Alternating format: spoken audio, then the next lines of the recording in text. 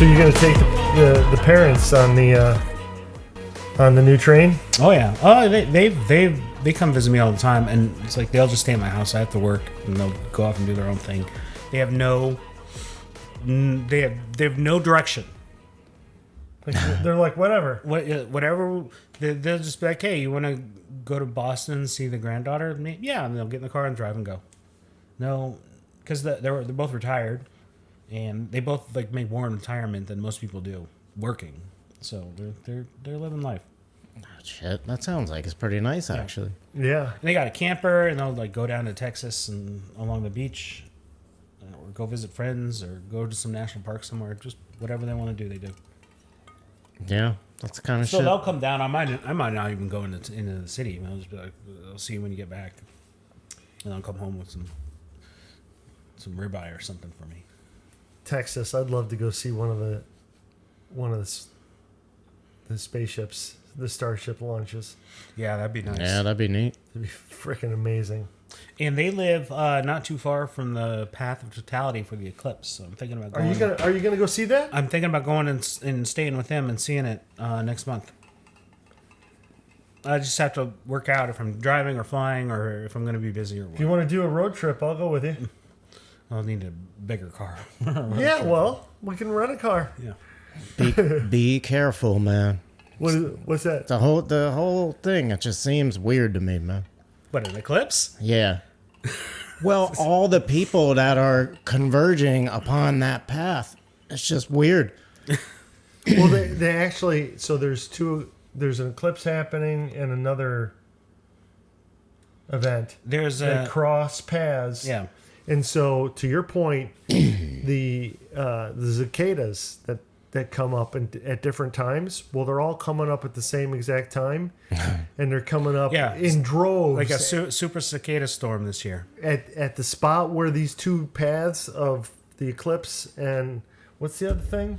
Well, I thought it was an annular eclipse and a total eclipse. Right, and there's this area where they cross paths, and apparently the cicada thing is going to be off the frickin' hook at that particular location. Yeah, they're like, there's no school. Yeah, the schools are letting out. And like... Well, I was in San Antonio for the last eclipse, and I was there teaching a class, and we stopped class, and we all went outside, watched the eclipse. No. We're like, because the eclipse was like 2 p.m. or something like that, and noon rolled around, I was like, all right, we're done teaching. So my co-instructor and I, we just raced back to the hotel, got in a prime spot, and it was awesome. Was that the one like maybe 4 or 5 years ago? Yeah, I want to say 5 years ago. Is this what it's going to look like? Yeah.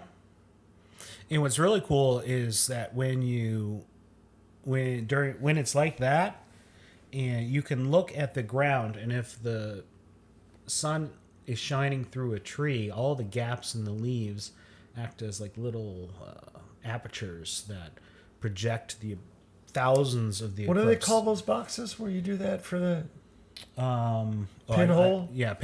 Pinhole box.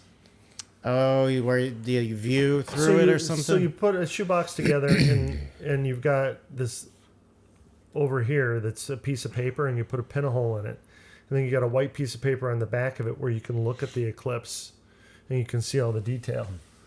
I remember that from when I was a kid. What he's talking about is the leaves Yeah. have the same effect on the ground. Okay. So you'll see a bunches of these images like duplicated all over the ground. Yeah. Which is really freaking weird. So do tell more about this feeling you have about it, because I mean, I've seen videos of people talking about it, but just like, I mean, it like, what if it just stops? Like it never, like the eclipse never ends. Yeah. Yeah. Like it's just, hey, I wouldn't be surprised if some weird ass shit happened. Well, man. I mean, people used to think that a lot. Like, there was a war in the ancient Middle East, like in between the Babylonians and the Hittites or something. And during the battle, there was an eclipse, and both sides were like, "Oh shit, this means the gods are mad at us," and they stopped fighting and went home. Damn. So I mean, they're pretty powerful. Yeah. I mean, it is powerful when you're used to the sun being there, and for a couple minutes, it's not. Well, and if you think about it too, these just massive bodies floating in space, aligning perfectly. Yeah, and that's the thing. It's just the ratio of the sun to the moon and the distances lined up so because 9 out of 10 other solar systems, you just get wimpy little eclipses. You know. This is what I don't get about how. I mean, I'm not trying to start a. Well, maybe I am trying to start a conversation about it, but it's really the more you think about these coincidences and the fact that I don't really believe in coincidences, all this shit to align, to not believe in some sort of a creator, it's like if the fucking sun was just a little bit bigger or a little bit smaller and we were just a little bit further away and we didn't have a moon and the moon was smaller or bigger and have you ever... No, if the atmosphere had like 2 to 3% more or less oxygen, if it had 2 to 3% less oxygen, we wouldn't be able to make steel.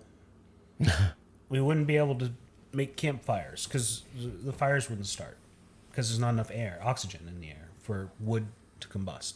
So there's not enough oxygen for the chemical reactions needed to, heat needed to do open air smelting, and so we'd be stuck at the Stone Age for eternity. Maybe not even the Stone Age, maybe pre-Stone Age. So it just so happens to be the perfect condition for that. The Goldilocks is much deeper than that too, because... And it's like, well, yeah, because if oxygen's a little higher, then fires rage out of control, and like they'll start lightning strike somewhere in a mountain, and there's so much oxygen that everything burns. Just like wet wood would burn, so the fire would just sweep across continents. Yeah. I mean, I didn't realize until recently the magnitude of the... So there's this software at work that we use to do flight dynamics. And when you get just above two different bodies, it's almost impossible to do the flight dynamics on it. So 3 bodies is like the variables are so high that they can't... It's really hard to do. And so, when people are trying to predict things, it's like, the number of variables involved is just off the chart.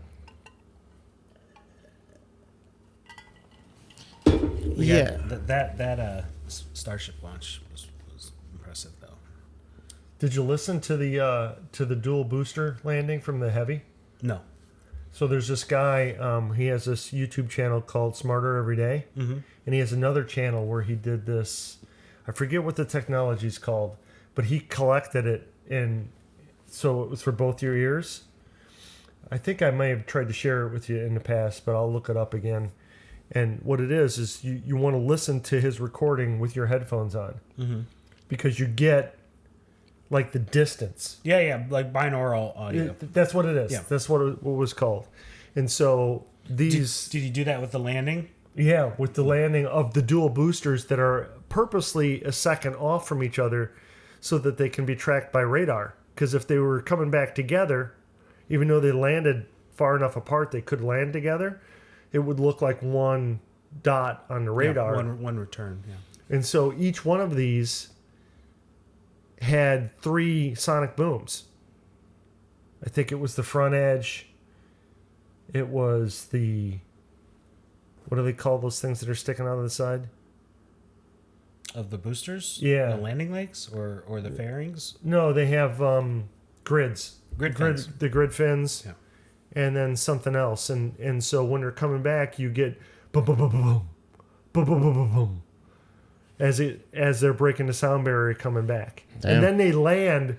And that isn't even the biggest deal. You're watching a video and you see these 2 boosters come down and land, and you're just like, that can't... The hair in the back of your neck stands up. Every time I watch it, it's like, oh, well, you'll get used to it. No, it's just like, that is just freaky.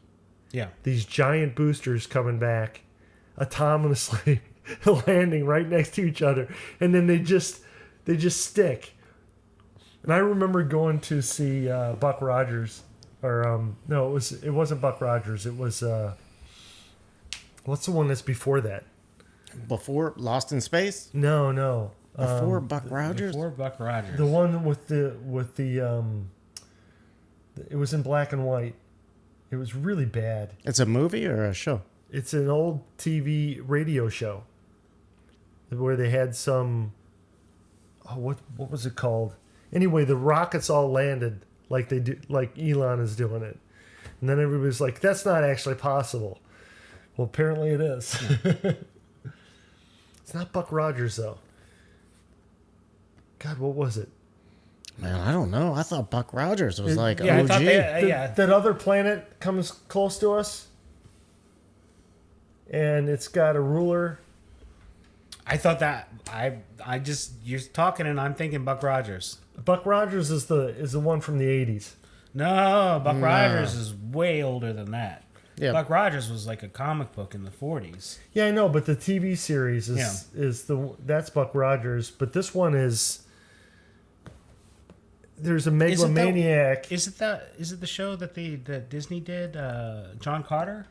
No. This has a let me look it up. Yeah, you Old. Google that.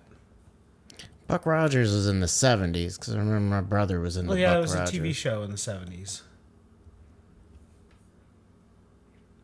I don't know what.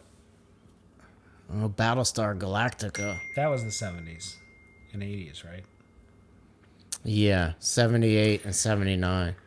There was an actual movie that came out in the 80s that was named after this. I'm trying to remember who the heck was in it. Are you talking about Flash Gordon? Flash Gordon. Oh, okay. Flash Gordon. Yeah. I love the theme Flash song. Gordon. Flash. He saved every one of us. I think Buck Rogers predates Flash Gordon, though, right? I don't think so. Well, there was an 19 original Flash I Gordon. said in the 80s. No, it's 1980. Flash Gordon. Check it out.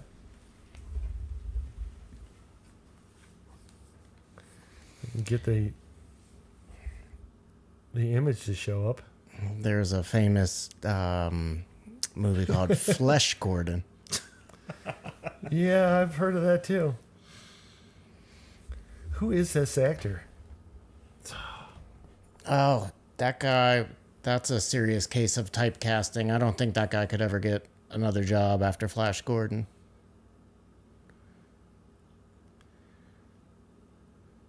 God, that was a hell of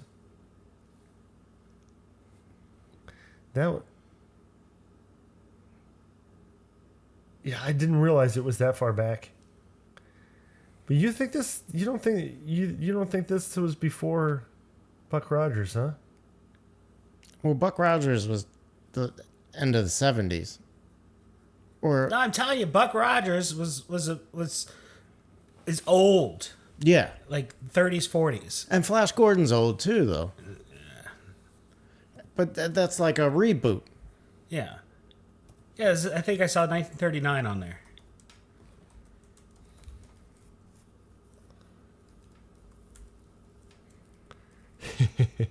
I wish I was better at this. You're the fast typist. I should probably give the iPad to you. Let's see. Who was the first one that got a black and white serial? Buck Rogers or Flash Gordon? Flash Gordon was first, courtesy of the 1936 movie serial. Buck Rogers was 1939. Buck Rogers started as a comic strip in 1929. Yep. Late 20s was Flash Gordon, and Buck Rogers was early 30s. Oh, wait, here we go. Flash Gordon is the protagonist of a space adventure comic strip created and originally drawn by Alex Raymond. First published January 7th, 1934. The strip was inspired by and created to compete with Buck Rogers. Oh, damn. Yeah. So, Because that's what kids were into back then, right? Space. but we're and talking sci-fi. we're talking like 4 years. It doesn't matter. Yeah. It doesn't matter. 4 years is No, that's important stuff. What was this is what the Big Bang Theory was based on is these arguments the guys would have about the nuances of fucking comic books. The Flash Gordon movie from the 80s is very reminiscent of, to me, like Barbarella. It's like the same kind of like vibrant, like the color palette seems similar. I love Barbarella. And I think Barbarella is a fucking awesome dude. Barbarella? You like Barbarella? Yeah, when's the last time you watched that? That shit is fucking crazy. the weapons, the props though, Yeah. look like an 8-year-old made them. Yeah. It's Like there's I just remember watching that on one of those little teeny tiny CRT TVs back in the day, and I'm like, come on, the little 8-year-old me is like, I could make a better laser blaster than that, because it was like a broom handle with like a scroll on one side, and it was all like spray painted gold. Yeah. And, yeah. Is Well, you know who this is, Jane Fonda, right? yeah.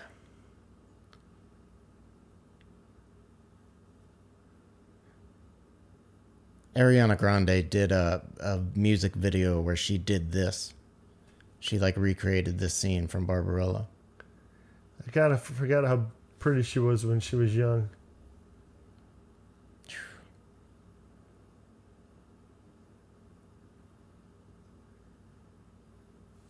Yeah, a couple years ago, I almost bought like an original movie poster.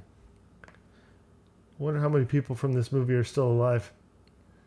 Look, Yeah, that's fucking like great. Flash Gordon. 1968, man. The year I was born. Yeah. So you were alive when we went to the moon. Yes, I was. We haven't been back. yeah.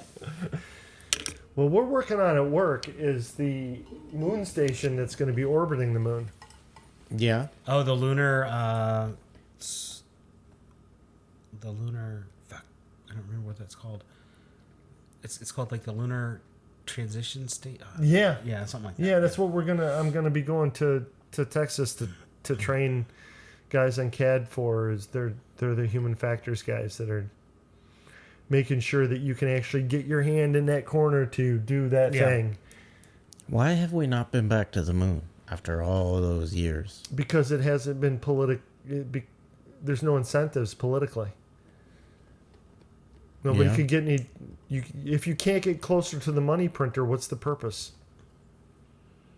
You know, like I mean, I guess whatever the money printer is, you know, wherever the I'm gonna cash. watch Barbarella. Yeah. Yeah, me too. Probably tomorrow. This style of movie, though, it died probably with Masters of the Universe, right? You know what I'm talking about? Like just the live action, flashy, like not even comic booky, like just absurd. Yeah. Well, I don't know. Tank Girl was pretty much the same way. Yeah, Tank Girl.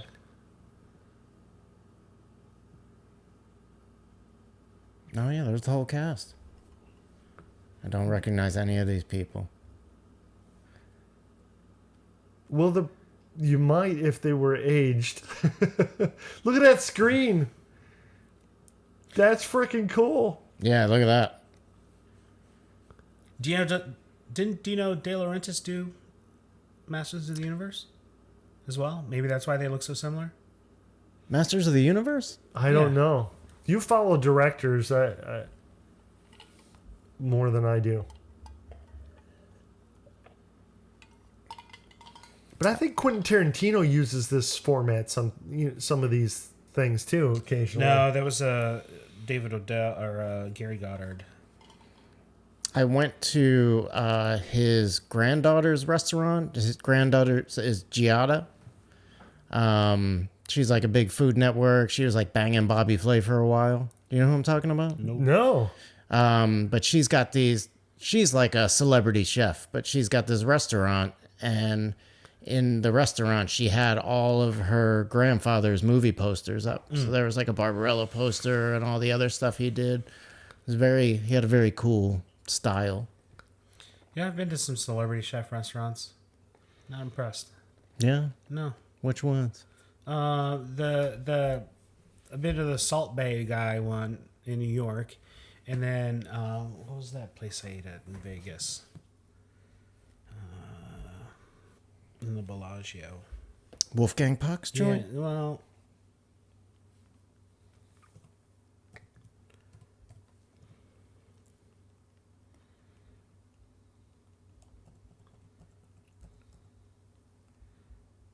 Lago by Julian Serrano. Yeah, it just wasn't all that. No. I like simple things. And everyone tries to make everything too complicated. Overly complicated. Yeah, that can be said for... It's like all you need on a steak is salt and pepper. That's it. Yeah? That's it.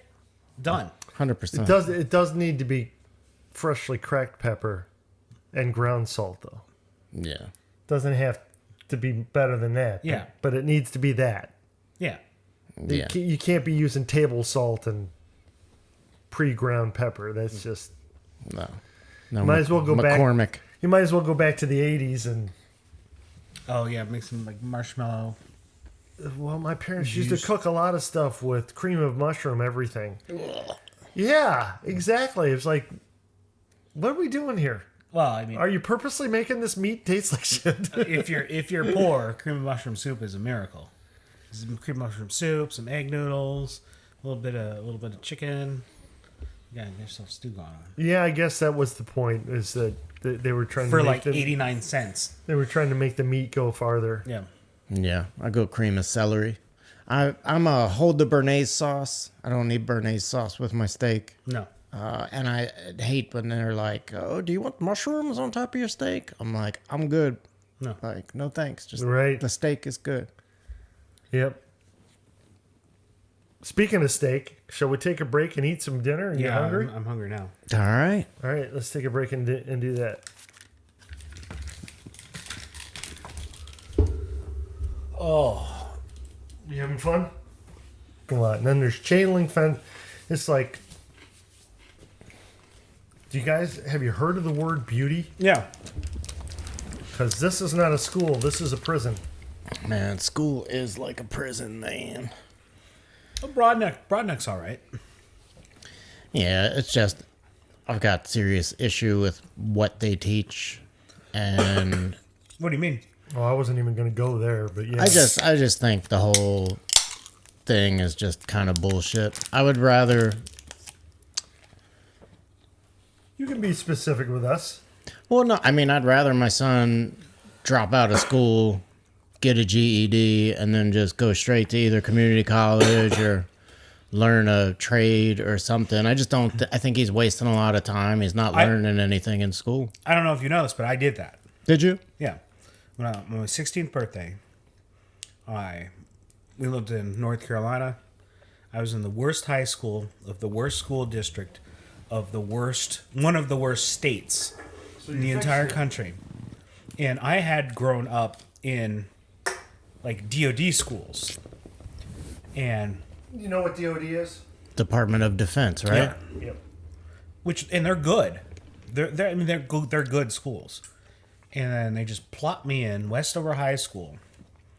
There was shooting in the parking lot one of the years. I was like my freshman year. Damn. And my friend Chris Eggleston was lured off campus and stabbed to death. My sophomore year. Oh my god. So my 16th birthday, I took the bus to the education center, walked in because you had to be 16 to get your GED. Plopped down my, I think it was $35. Took the test right there. Just went to the education center on Fort Bragg, paid them, took the test, and didn't go back. Did you pass the test? Without studying? Yeah. I got on like 99s. That's 99% awesome, man. And because there's like English, So you would have math. been wasting your time if you hadn't done Yeah. that. And then I started going to school, but I ran out of money. That was the only problem because my parents didn't have a lot of money. Right. So, I mean, I was going to community college. I still ran out of money. Yeah. And so I joined What year was this? 96. Cool. Yeah. And what did you know what you wanted to study? Did you know what you wanted to do? That was also a good thing because no, I didn't. I thought I wanted to be a history teacher or a history professor. So I was taking all history classes like Western civilization and some anthropology classes. And by the time like your brain, I don't think that your brain, I don't think that you are who you are until you're like mid to late 20s.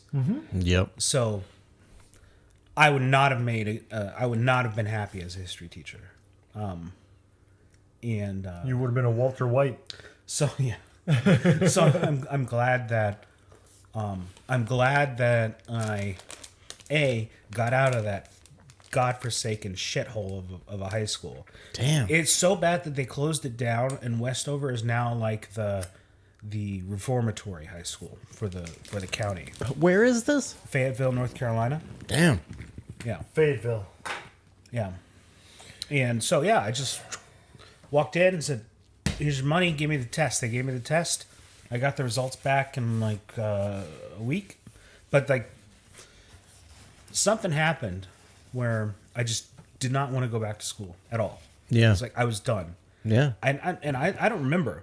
I have very, very, very few memories of the 2 years I spent in high school. Yeah. Were your parents like supportive of that whole thing? or- Yeah. Yeah. No, my parents are spectacular. They're like, "You did what?" Like, I took GED and I think I passed. I'm like, "Oh, okay." Okay. What are you going to do now? And so I got a job and I started going to school. Yeah, I mean, now you can unenroll from Broadneck and choose to do all of your classwork online. Mm-hmm.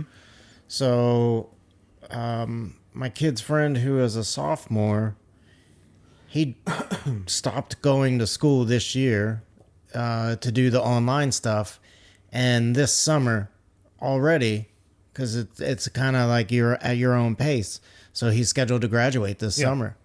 And then... You know how many times me not having a high school diploma has come up in the last 30 years? Zero. Zero. No one gives a fuck. Nah. No one. Nope. No one cares. No one even looks at that shit, No. man.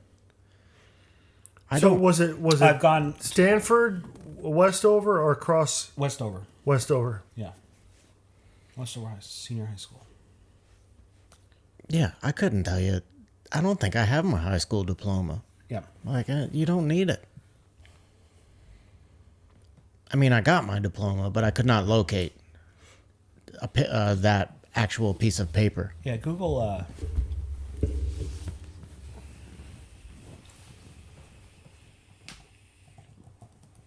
Jesus. What? If I could just type half that fast. Yeah. That's the motherfucker who killed him. They don't even have a picture of Chris. What the hell? They have a Chris... Yeah. That's my friend. We played baseball together. They don't even have the... Let me throw it up there. Whole fucking picture. Is it gonna come up? You can really. I mean, what the hell? Yeah, there you go. How old was he? 16. Same age as I. Yeah, but this guy, Matthew Myers, and then I don't remember her name. She helped out. But yeah. Are they still in jail? Probably. I think he got 20 years, so he's probably out by now. Did they try? Were they like robbing him or something, or just? No. What had happened was Chris was. There were a lot of. I'm not going to say gangs because it was all a bunch of dorky white kids, but there were a lot of groups in the school, and Chris was like. He was just a good kid. He was good. He was a nice, kind person. Yeah. And he always did what was right. And Matthew, and Shannon, that's that bitch's name. They were like just pieces of shit, and they pretended like they were in like a vampire cult and all kinds of dumb shit like that. And they were taking fire extinguishers in the school and spraying them all over the hallways. And That happened where I grew up too, but not while I was in school, but shortly after, which would be in the and 90s. Chris was like, "Oh, it's Matt and Shannon." And That's Shannon? yeah, and that's all he did. That's all he did. They sent out a message over the PA systems like, "If you know who's doing this, you need to tell us." And Matt went to the office and was like, "It's these two." And how did they find out it was him? I don't know. Some dumbass told them. But they lured him off the school ground, beat the shit out of him, strangled him, stabbed him, left him to drown. And that like a little after that, I was like, okay, no more. I'm not doing this anymore. Yeah. That's smart, man. Yeah.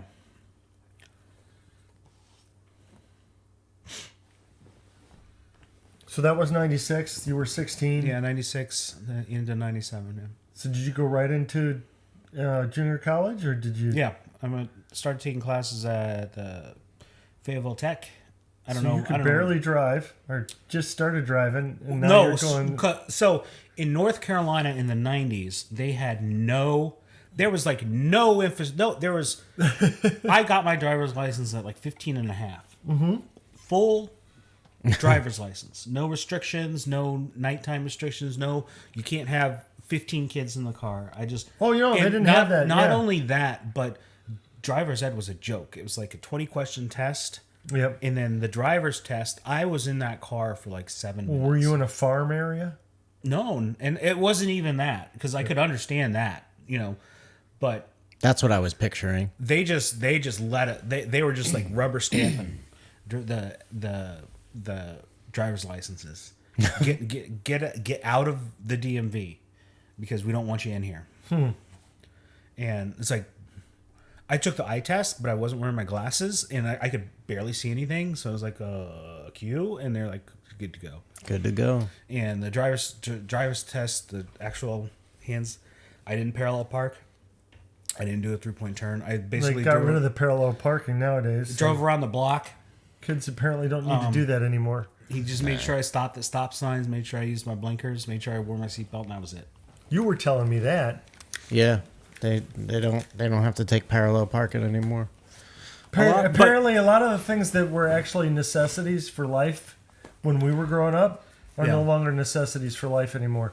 I guess once you get a smartphone, you don't need to do anything else. Yeah. You're not even going to have to know how to drive soon, man. Just scroll your damn life away. Just scrolling. But no, I had a license in a car, and What was the car? an orange 1973 Volkswagen Beetle. Nice. Yeah, 73, damn. 1973. And you were running that in the 90s? Yeah, 96. Was the floor rusting out? It was so it was completely rusted out, and it was so there was a hole so big in it that when I would drive through puddles, water would shoot up into the car like a geyser. That's awesome. I had that in my truck. I had a 2x4 Toyota pickup truck, and it did the same exact thing. And Is this it? yeah, that's 100% it. And Tell me you had the. no, I didn't have the cabriolet. I just Tell me you got pictures of you driving it, though. my parents do. Do they? Yeah. Well, the reason I was saying this is because you love to have the Yeah. the top down now. So how much did you mod it? Actually, I was trying to restore it to stock because it had been messed with over the years. Yeah. So I put a lot of work into. It was the first time I pulled an engine on a car. And so I pulled the engine, I disassembled it, and I took it to the machine shop, and Was it light enough you could pick it up yourself? no, what you do is you jack it up a little bit, and you put blocks underneath it. Then you unbolt the motor in the back, and then you jack it up a little more. And once the motor's out, it's easy to pull the end of the rear end of the car up enough to slide the motor out. Okay. And yeah, I took it to the machine shop, had them redo the engine, and that was it was taking too long. So, and I was joining the Army, so I sold it. But I bought it for $500, and I sold it in parts for like a little over $2,000, Damn. just because of the work I'd been putting into it, fixing it up. How much did you buy it for again? $500. How much? I You mean, 4x his investment. How much are those things selling for today, man? They you- got to do you be super remember- difficult to get. Do you remember that guy up Ritchie Highway who always had Volkswagens out for sale? Yeah, I do remember that guy. He was selling them for between 5,000 and 7,000. Damn. But he was running out of the classic ones like that. Like the last classic one I saw was probably around 2012. And then after that, he moved into like the Super Beetles, and then he got into the late 70s, early 80s Volkswagens. I always remember him having like GTIs and Golfs and stuff. That was like the last the end phase of his whatever his business. Oh, you're gonna wish you'd he's not kept it. It's worth $20,000 now. Yeah, no, my life is full of regrets like that. Yeah, mine too, man. Should have kept it. Well, you've got the original iPhone, right? No, I don't have. I didn't get the original. I didn't buy the original. My first iPhone was 3G. Oh, that's right. You told me that. Yeah. Did you have the Super Beetle? No, I had the regular Beetle. The regular one.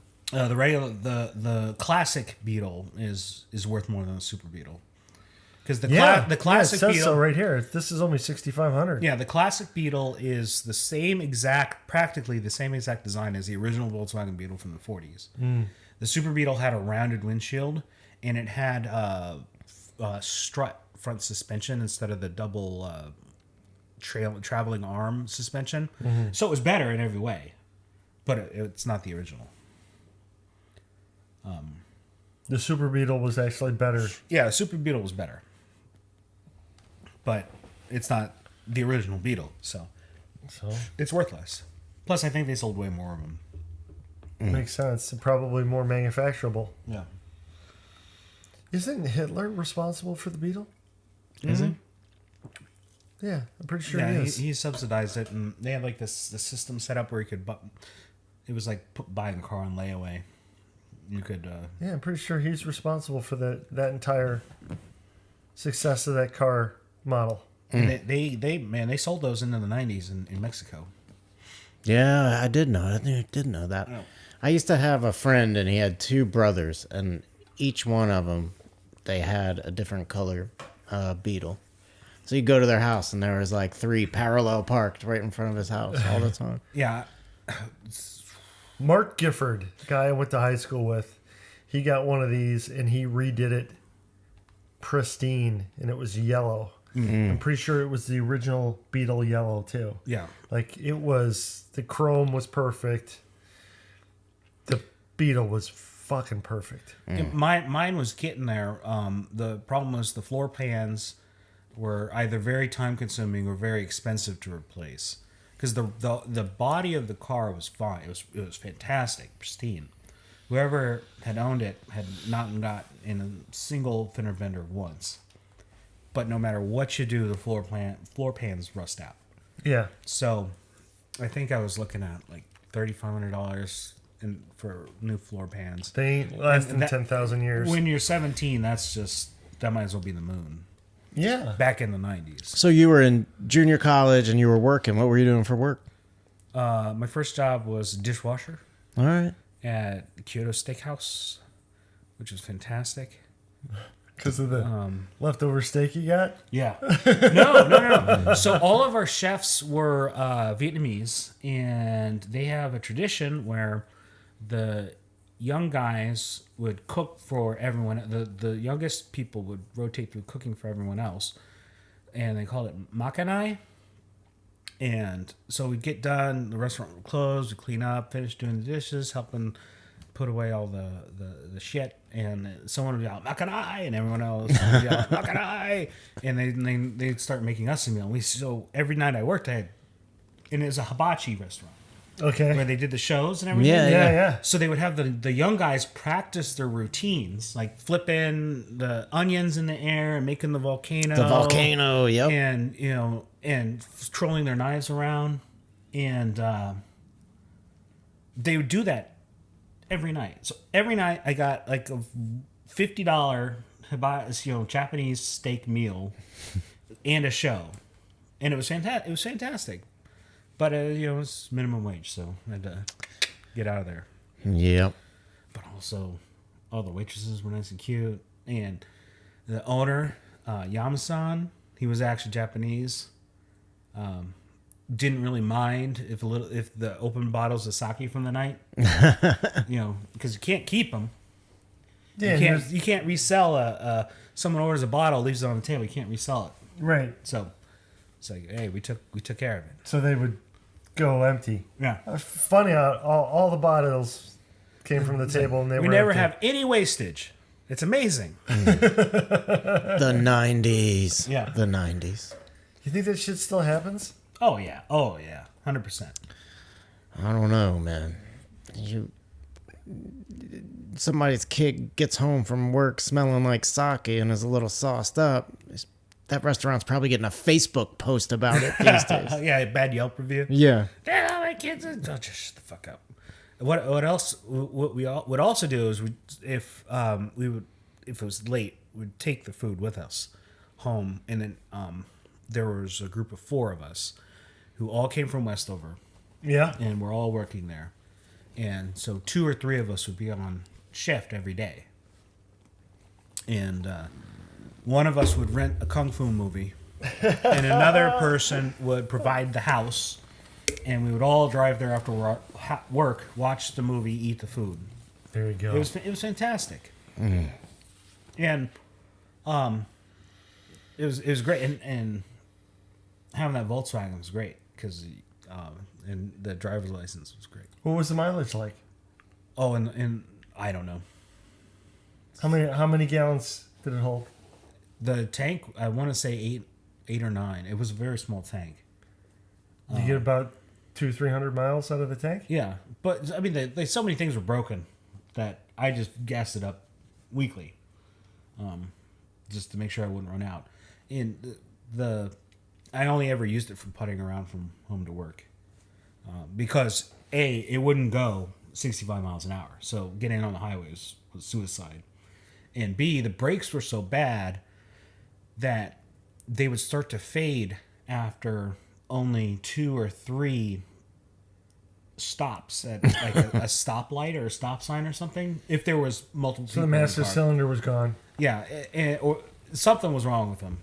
And man, there were multiple occasions where I had to pull the emergency brake in order to stop and it's like that was an actual emergency brake, not a parking brake situation, where I had to pull the brake to stop at the stoplight. So I only used it for going to work and back. Yeah, it's amazing. A lot of us are alive from that era. Well, no, it's like it gets worse because my next job was I was a lifeguard, and I worked at a place called Fantasy Lake, and Google that Fantasy Lake. I like the sound of that, man. Going down to Fantasy Lake. I think that it's actually closed, permanently now. Yeah, Fantasy Lake won't open this year, but it was a water park in south of Fayetteville, North Carolina, where from the ticket seller to the manager in the bar, no one was over the age of 19. Not a single person was over the age of 19 at this place when I was there. And so I was a lifeguard, and it was my job to stand at the top of that water slide, That one? that exact water slide, and make sure more than one person didn't go down at once. And wait for the person to come out the Yeah. bottom and send the next one. And I let 10 million people go all at once. We had conga lines going down that water slide. And So you were good at your job. yeah. And it was that this place in the 90s, and you can read like people recollecting how you would just go there Yeah. because you could steal some beer out of your uncle's fridge, go down to the beach and drink it as a teenager, and then do whatever you wanted. Nobody gave a shit. And as long as you didn't drown, no one cared. Because not a single person, like the woman running the ticket stand, the girl running the ticket stand was like 19, and she was the owner's granddaughter. So, these are huge, like rope swings, where you could pull the rope, the line up with a second rope, and then swing out and jump into the water, and Fling out over the water. yeah. And there were there's another larger water slide in the back, and they had paddle boats and dive towers, all kinds of crazy stuff. It's like, well, that's what Action Park in New Jersey. It was like kinda Action has- Park without the luges. right? So And the loop. I mean, they actually put a loop in the water slide. Yeah, at no, Action no, we Park, didn't- and that's that kid died. yeah, we didn't do that. Yeah. Oh, but yeah, so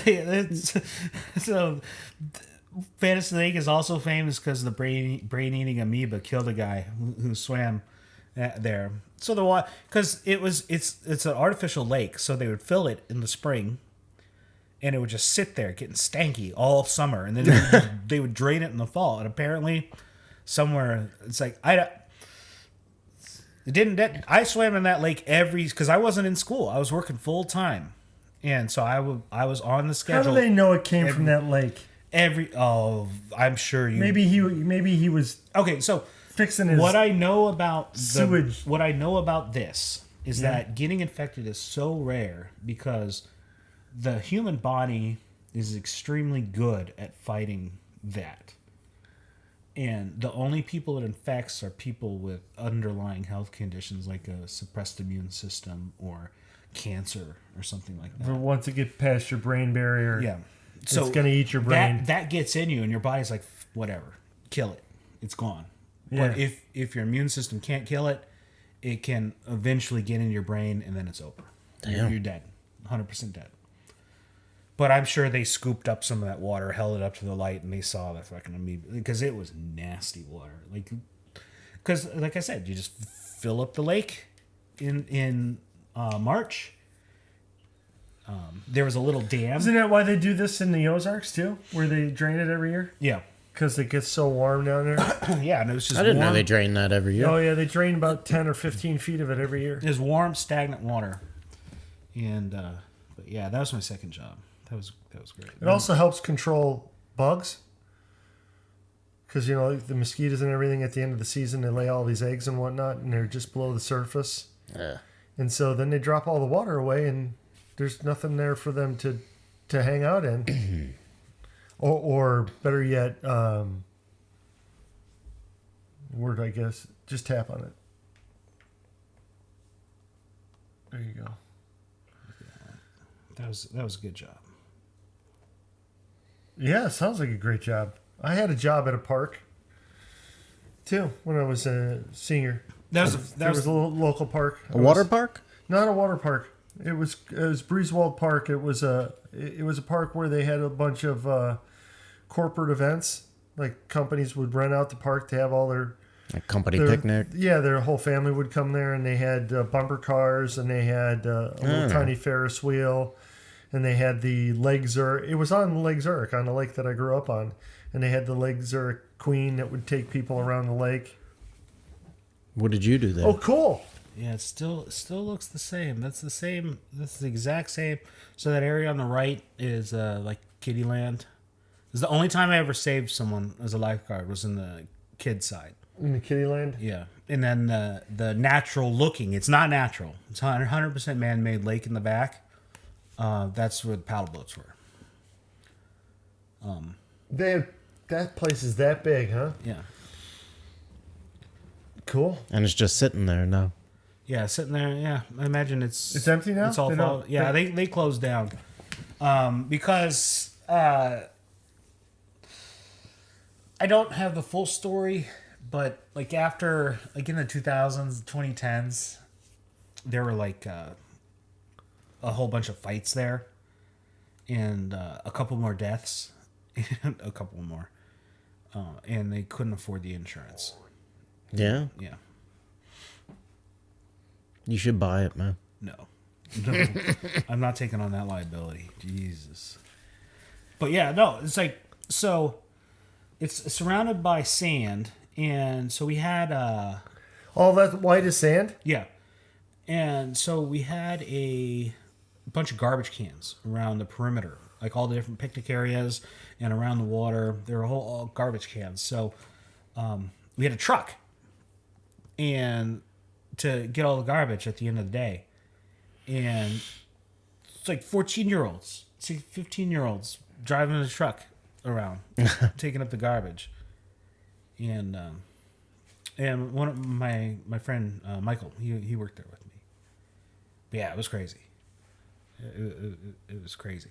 It was our job to like fix the pumps, and it's like we didn't know what Just we were figuring doing. it out, we were man. just like hitting on the big pumps with sticks and stuff. And you didn't have Google Yeah, no, or no. YouTube. Nope. And that building down at the bottom Hell, you didn't have the internet. was I had the internet though. But, that building down at the bottom was a bar, restaurant / arcade, and we're talking like an '80s boner comedy arcade, like neon lights, Yeah. Outrun, Defender, all the Gallica. all of the classic big name arcade games, and they sold beer by the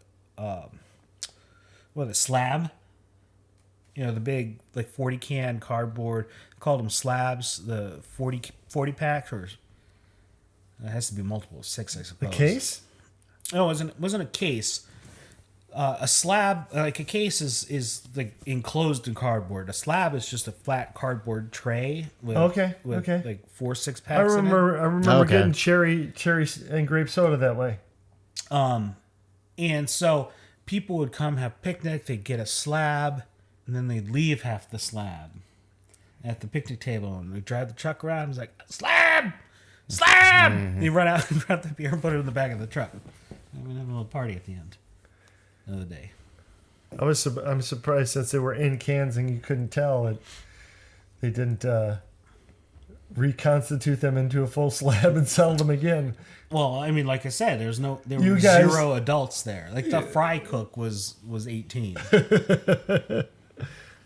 Oh, That's awesome. slabs of beer is an Australian thing. Well, it made it to Fayetteville, North Carolina. Yeah. A carton of 9 liters of beer in stubbies became known as a slab because compared to the more cube shape of the traditional cartons, they were flatter like slabs. Yeah, we call it. I never you heard get a that. case and a slab. A case is like 2 slabs on top of each other. I got you. Here's a really good image of it. That's kind of cool, though. I like that. Slab of beer. But there was another lake near me. It was what was it called? It was Wakanda. Bangs Lake. They had something like this over there. But that was a natural lake. The lake I lived on was the here's another good image of it. The lake I lived on was the closest spring-fed lake to Chicago. Oh, this was not spring fed. This was like dumpster fed. Yeah, this looks like it was just a valley. Yeah. That's And it's like it was our job. It's like no one trained us. No one told us anything. And so we'd show up for work in the spring, and Mr. Dunn, the owner, would be like, "All right, time to fill up the lake," and be like, "Go fill up the lake." And That's too funny. and it's like, and we finally figured out that you had to close like the dam at the south end of the lake and the little trickle stream, and you had to open the dam at the top, and it would take like 3-4 days to fill up, and then you close, and it's like no one told us jack shit. They were just like, make sure no one drowns. Isn't there Yeah. a Corey's movie that it's just like this I'm sure. with the 2 Coreys? At a water park? Yeah, I think Bill Murray's in it too. And that was the worst part right there, the paddle boats, working those paddle boats. That guy's real excited about paddle boats. Look at him. Yeah, Look at the getup he's probably wearing. high off his ass. Yeah, probably. He's in the middle of a pellet. Yeah, because it's like you'd hand them out to people and they just disappear, and you'd be like, "Oh shit, did they drown? Did they flip over?" Right, you got to keep an eye on it. Yeah. Yeah. And you guys didn't have a little motorboat to go get them, did you? No. You had to take another paddle boat Yeah. to go find their asses. That sucks. But yeah, but the one time I ever saved anyone was the kitty area. Old grandma forgot to take her medicine, passed out in the sun in the heat, and wasn't breathing.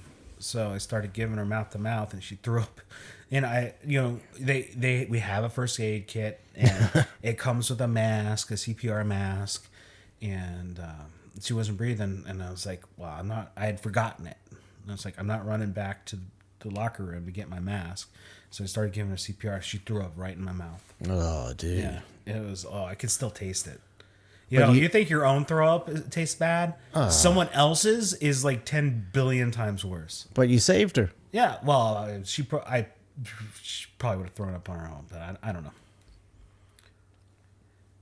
So, but yeah, I saved her. She was not breathing, and then she was. Damn. This is one of your old girlfriends? Oh no.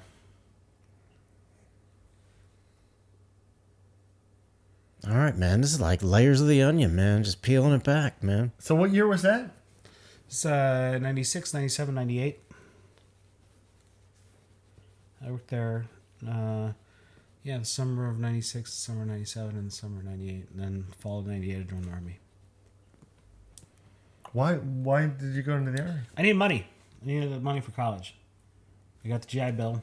Like, I paid for all of my bachelor's and 3/4 of a master's, which I still haven't finished yet.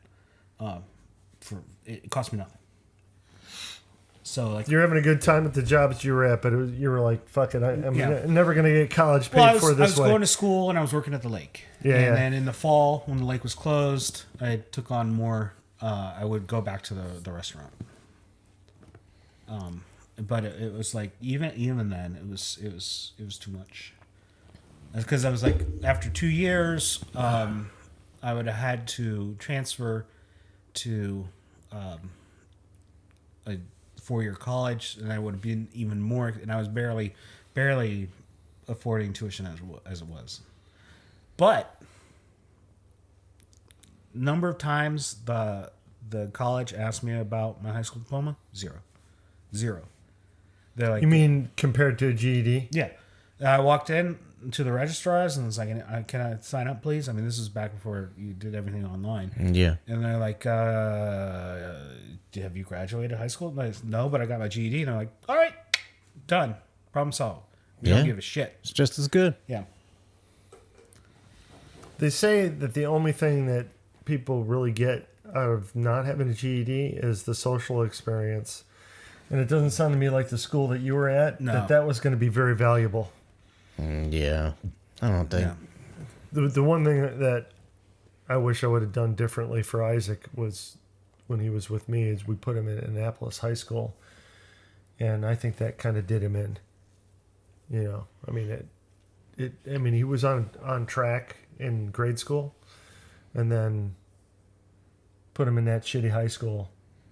Annapolis is bad? Oh, Yeah. the attitude of the kids is what the problem is.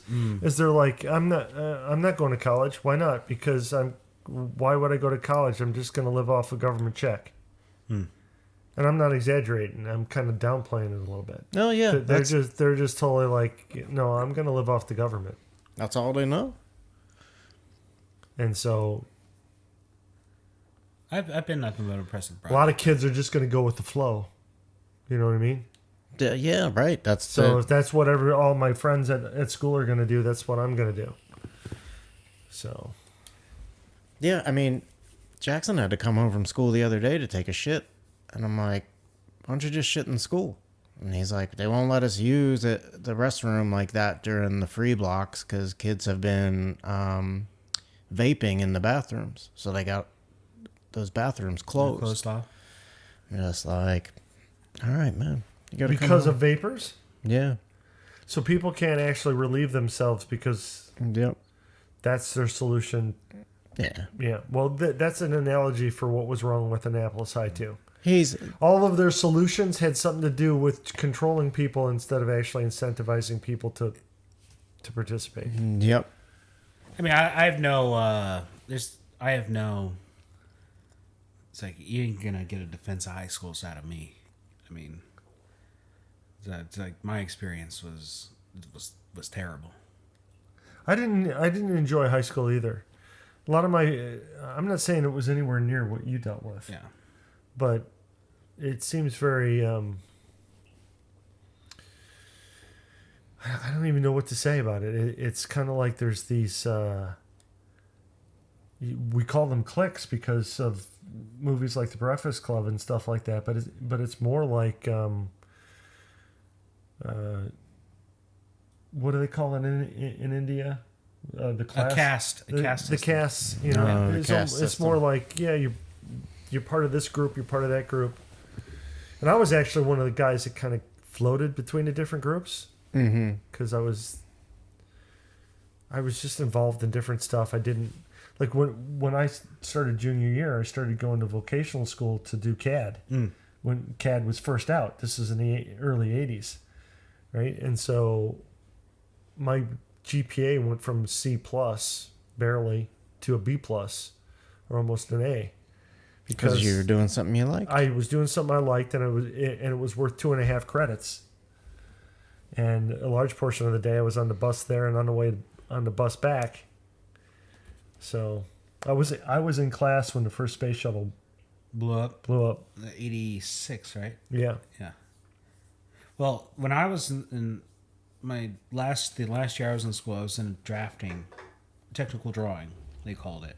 Yeah. And we had AutoCAD. Yeah. We had 2 computers, and I was so excited because there were so few computers in school. Yeah. And That's why I got into CAD too. We had AutoCAD and FreeCAD. We learned on FreeCAD first. FreeCAD was like a very simple DOS application, and then we moved on to AutoCAD because there was all these keyboard commands that you had to learn to use AutoCAD effectively. So they wanted to teach us how to use the viewport first, and then get into all the keyboard shortcuts. Because we had like overlays to put on the keyboard that labeled what all the keys did. Yeah. And but halfway through, someone stole the computers. So we were just like sitting in technical drawing class and like, all right, we're gonna do this old fashioned, with Pencils. T-square and stencils and drafting pencil with the long lead and the 3. Did you like that? I did, but I wanted to learn how to use the computer version. I remember I was already making like 30 grand a year. It was like 18 or something like that. In the 80s, right? And I'm fresh out of high school. I'm making 30 grand a year, and I wanted to go back to get an associate's degree, and I saw that there was one for CAD. And I walk in, and I'm already doing this professionally, right? So I'm sitting in the back during the labs. I'm sitting in the back reading a Windows magazine, and occasionally raising my hand and correcting the teacher because he's giving him the wrong fucking commands that I use. And then they want me to go back and use the drafting table because it was gonna. You had to have this, like you were saying. They wanted you to do this before that, as if they knew. Yeah. Right? Because they never did it in the industry. What the fuck do they know? But, you got to start somewhere. But to make people go back to the drafting table as if that's going to apply to CAD is just ridiculous. Oh, now you're bringing up all these goddamn memories. I have things I haven't thought of in like 30 years. Because the drafting teacher was also the coach of a whole bunch of the teams. And he got fired for banging a bunch of students. Damn. At the same time? This was after I left. Or I'm sure it was going on while I was there. But yeah. So like, is that an airplane? Yeah. But it's only in our heads. It's not out here. Yeah. It must be on here. I hated that goddamn place so much. I hated it so much. Well, why did you hate high school so much? Because it was a waste of my time. Because it sounds like you hated it even more than I did. It was a waste of time. It was violent. Oh yeah, his friend got killed. It was violent. It was it just, I didn't learn anything. I didn't learn a single thing in high school at all whatsoever. Yeah. It's like, that's not even up for debate. It's irrefutable. I went into high school smarter than I came out of, just because so much of my time was spent, trying to figure out who's gonna beat the hell out of me instead of learning. And it was like, nope, I'm done. Because, like I said, you're running from the bullies. Well, no, I wasn't. I wouldn't put it like that. It was just like, it was stress. Well, it was part of the time, right? Yeah. Yeah, you didn't want to do anything to put yourself out there because somebody would come at you. Yeah, and I was like, no, I didn't learn it. I didn't learn anything.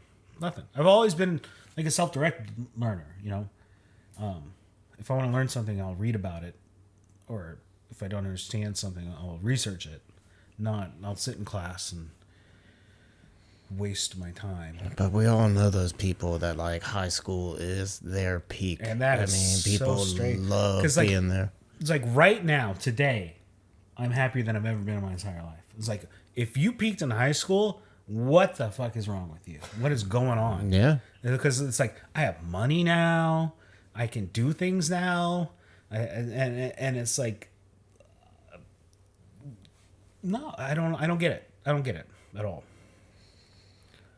Your drafting table story reminds me of I was on the radio and did radio classes, and they made us take those reel-to-reel tapes, and to make edits you'd have to cut the tape and physically take out the part and then splice it together with tape, and there's a computer sitting right there. And it's like, well, that's where everybody's going to be doing it. Like, that's where this is headed. What year was that? Like, nope, you have to learn this first. That was 1997, 1998. They still had Cool Edit. Did you ever use Cool Edit? It was an audio editing program. Probably. It turned into Adobe Audition. We couldn't get on that because they made us fool with the tape. Like, we were doing it the way they did it in the 1950s. Yeah. So it's funny you say that, because I had actually the opposite experience with CAD. So my teacher was really pretty cool. I wish I could remember his name. I walked in one day and he was sitting behind the 386. It was the shit. This probably was a $10,000 or $15,000 computer. Oh yeah. It was expensive because it was the top of the line at the time, but it was still a lot cheaper than the mainframe that was across the hallway that the college kids were using. So he's got this in his class. It's loaded up with a software called Personal Designer made by Computer Vision. You remember that one? No, I don't. Okay, so how you controlled this was a keyboard and not a mouse, but a tablet and a puck. Okay. And so all the commands were in little squares on the tablet. So you'd take your puck and you'd go over to the square and you'd click on that square and it would start a command. So very quickly you're like, okay, this is much faster to type in all your commands. So you'll learn the language, which is verb noun modifier get data. And so you learn how to type in all your commands. So I've never been more organized in my fucking life taking notes on how to use something, because he was modeling up an entire piano in wireframe. Now get this, in order to spin the piano, guess what you had to do? X, 45. Y, 30. Enter. Oh, that's too far. X, negative 15. Y, negative 5. Damn. But so no like 3D orb. No, nothing to spin it around. I mean, they had those things back then, but that was another $500 controller that was off to the side that had a specific twisty knob for each axis. Yeah. And then that wouldn't work with this computer because there was no driver for the computer that we had. You know what I mean? So it was very, very specific stuff back then. Anyway, so I sat there with the manual because the teacher didn't even know how to use this software, and I taught myself how to use it for 2 months. And I couldn't believe that everybody was leaving me the fuck alone for 2 months to work on this. But then the best thing happened. He came to me and he said, you got to let these other kids use this computer. And I was really bummed out. But guess what happened as soon as that happened? Did they have you teach them how to use it? Yeah, I became the teacher. And so then that's when I really learned how to use the software. Yeah, you learn by teaching. Yeah, because now you can explain it to somebody else. You really know it. I did that for a number of years from 2014 to 2019. I taught classes. I taught Linux system administration, network administration, and various other communications things to military personnel all over the country. Mm-hmm. And so our contract was to go from place to place. That's how I was in San Antonio for the eclipse. Go from place to place to place all over the country, teaching at all these military bases. And I'd already knew a lot like before I started, but man, once I started getting questions, and I always like, I don't know the answer to that. Let me look it up. I'll tell you after the break. And then I'd look up the answer. I learned so much just from teaching that I really missed that job, but man, I could not keep that travel schedule up. I think 2018, I was on the road for 180 nights that year. I would wake up in hotels not knowing what city I was in, and I would like have to pull out my phone and open. You have a history of signing up for too much, don't you? Yeah. Tell me about it. But at the same time, it was nice, because I always flew the same airline, and I always stayed in a Hilton. You're just open to shit.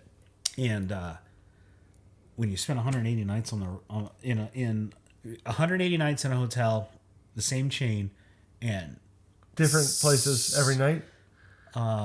We would do 2 weeks. So I was in. It was 2 weeks on, 1 week off. 2 weeks on, 1 week off. So that's like 1/3 of 52. It was a lot. Minus holidays and PTO and stuff like that. It was over 180 nights for a year. But you spend 180 nights in a hotel, and you make 26 trips, each with 4 flights for a total of like 100 flights. The airlines and the hotel start calling you by greeting you by name when you walk in. And you get all the upgrades and good treatment. It was that aspect was nice, but man, it was too much. It was too much. But I made a shit ton of money. But. Well, I know what you're talking about because I did contract work doing CAD. That's how I got out here. I was doing a contract job up in Edgewood, and I was living out of the hotel right there on 95. I lived there for probably 3 months before I moved down to Potomac and O'Donnell Street, and then lived there. I had a three window wide, second and third story Greystone that I was living in. It was $1,100 a month. Oh wow, that's pretty good. 3 windows wide. Most of the brownstones are 2. Yeah. And the upstairs was custom, and I had 2 different decks that went outside. So what was what was in the basement? A rental? Another? The first floor was John's Carryout. Oh, okay. It was a restaurant. Yeah, they call those taxpayers in the fire department. They call that style building a business in the bottom and residence in the top. Call that a taxpayer. And the guy in the top's paying the taxes? Well, it's just the taxes that pay for the fire department come from places like that. Where it's like working class folk. Oh, okay. Yeah. Oh, okay. That neighborhood was really, really regentrifying, and some people were fighting it. Yeah. They would come out of their house, and they'd have their lawn chairs, and they'd have their orange cones that they'd put out to keep the because there's all restaurants. Yeah. You can't park in front of my house. Yeah. And it's like there's somebody parking in somebody different in front of my house every 15 minutes. What was that city's all about? What was that skit? Was that Chappelle show where they had the guy who fires gun in the air every couple nights just to scare people and keep the gentrifiers away? I don't know. You know, yeah. It's in Living Color? It might have been that. Everything runs together now. It does run together. It sure does. So what year were we on? You were just going to the Army. Oh, yeah. No, 98. I joined the Army for money. It was great. Pre 9/11 Army was fantastic. So how does that? I don't know how the Army works. You do a certain amount of service and then you get to go to school, or you go to school Well, the yeah, whole time? you sign up for you sign a contract for a certain number of years. And so long as you do more at the time, I don't know what it is now. This was 25 years ago. Oh my God, it was longer than that. But you sign a contract for X number of years, and after you finish that number of years, you get out, and you can use your GI Bill and go to school. And I signed up for 4 years in 1998. So you got 99, 2000, 2001. 9/11. Oh, Yeah, right before I was scheduled to get out. And yeah, but pre 9/11 the Army was fantastic because we had there was nothing to do. There's no mission. There's no enemy. did you have to deploy? Before 9/11? No, No. after 9/11. Yeah. I don't like talking about that though. That was not a good time. It was not fun. But before that was fantastic. Went to Korea, drink my way up and down Korea, and nobody knew what was going on. Nobody had any money for anything, so we were just hanging out, playing PlayStation in the barracks, and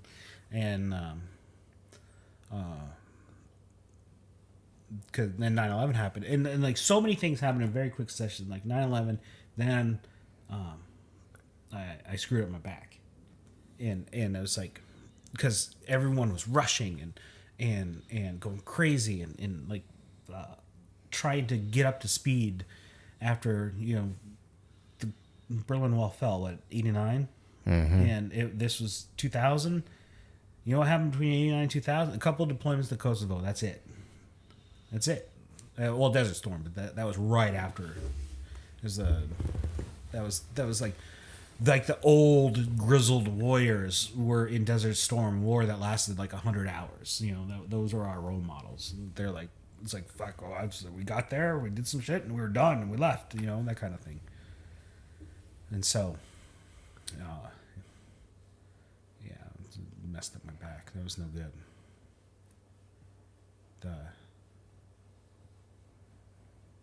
It was not a fun time between like 2001 and 2007. No fun. I did some crazy stuff that I can't talk about, and I'm not trying to be coy. I'm not. It's I have a security clearance and I can't talk about it. Oh yeah, that's awesome. That's awesome to have stuff that you can't talk about. It ain't exciting. Let me tell you that. Well, see, don't ruin it. Well- Just let it sound all mysterious. Oh yeah, it's like, there I was. That's true. I was badass, but Yeah. because it's like, I mean, it's like I didn't know you guys weren't in the military, but this is very, very unusual. An Army guy in a Navy uniform. That's a Navy uniform that says Army on it with Army rank on a Navy ship. And it's like when I was doing that, it's like I was making the biggest difference in the world that I think I've ever made in my entire life. But I can't talk. But you can't talk Yeah. about it. But that's pretty rare though Yeah. to be. Well, what's rare is the date that it is now, and you still can't talk about it. Well, I mean, okay. So you have 3 lifetime obligations when you Yeah, but some things just come out. Is what I when you meant. volunteer Right. to get a security clearance, because no one is forced to get one. The lifetime obligations are non-disclosure, reporting, disclosures, unauthorized disclosures. So if I am in a bar and hear someone running their mouth, I am obligated to report it. Damn. And pre-publication review. So like if I write a memoir or something, they have to, and I would never write a book about the things I did, but if I did, I'd have to give a copy to them first to review. And I take that seriously. Like from when I say I'm going to do something, I do it. Period. And that even That I already know about you. even if it You're a comes firefighter now. even if it comes at great cost to me, I don't make a promise unless I intend to kill myself keeping it. So yeah. so that's it. And you can't tell anybody. Nope. Well, I can talk to people at work about it, but Right, people that they've know. done all that shit too, so they don't give a fuck. Yeah, Yeah, right. Man, shut the hell up. What was that movie where the guys are end up But I got disappearing and they're on a Navy ship? That image. the Philadelphia Experiment. Yeah, that image reminds me of that movie. Yeah, I love that movie. But they were in the Navy. They weren't Army guys. We weren't trans-dimensionally shifting or phasing in and out of existence. But that's what pisses me off about like all the Navy SEAL guys and writing books. It's like, fuck, you're supposed to be a quiet professional. Stop it, you know. And but it's like, no, they gotta get their street cred. They gotta you know sell some. I think Jocko feels the same way you do. Motivational. All his books are about after Navy SEALs. Stuff he's done after. Stuff he's done with the experiences. He doesn't really get in. You know, he talks about things like, well, I was a radio guy and we did this or that, but he doesn't get into any of that. I provided communications support to units of the Department of Defense. That's what I did, and that's what I did. And now you're building communication satellites. Yep. Hey, there might be some sort of link there. Yep. Well, no, because after I got out of the Army, so when I was getting out of the Army, it was right at the tail end of the surge. So the surge was like this huge recruitment effort where they pulled in a whole bunch of people for very short-term contracts to deal with the war in Iraq, to staff up the war in Iraq. And the surge was ending, so all those people were getting out. And they had really lowered their standards and made a bunch of waivers for people to come in. And then they didn't have the infrastructure to process them out. So that was when there was like all the problems with homelessness and things like that with veterans, because they were just kicking them out. They'd like come back from Iraq and They didn't even have a rack. yeah, no, they'd come back from Iraq and be like, all right, see ya, peace, later.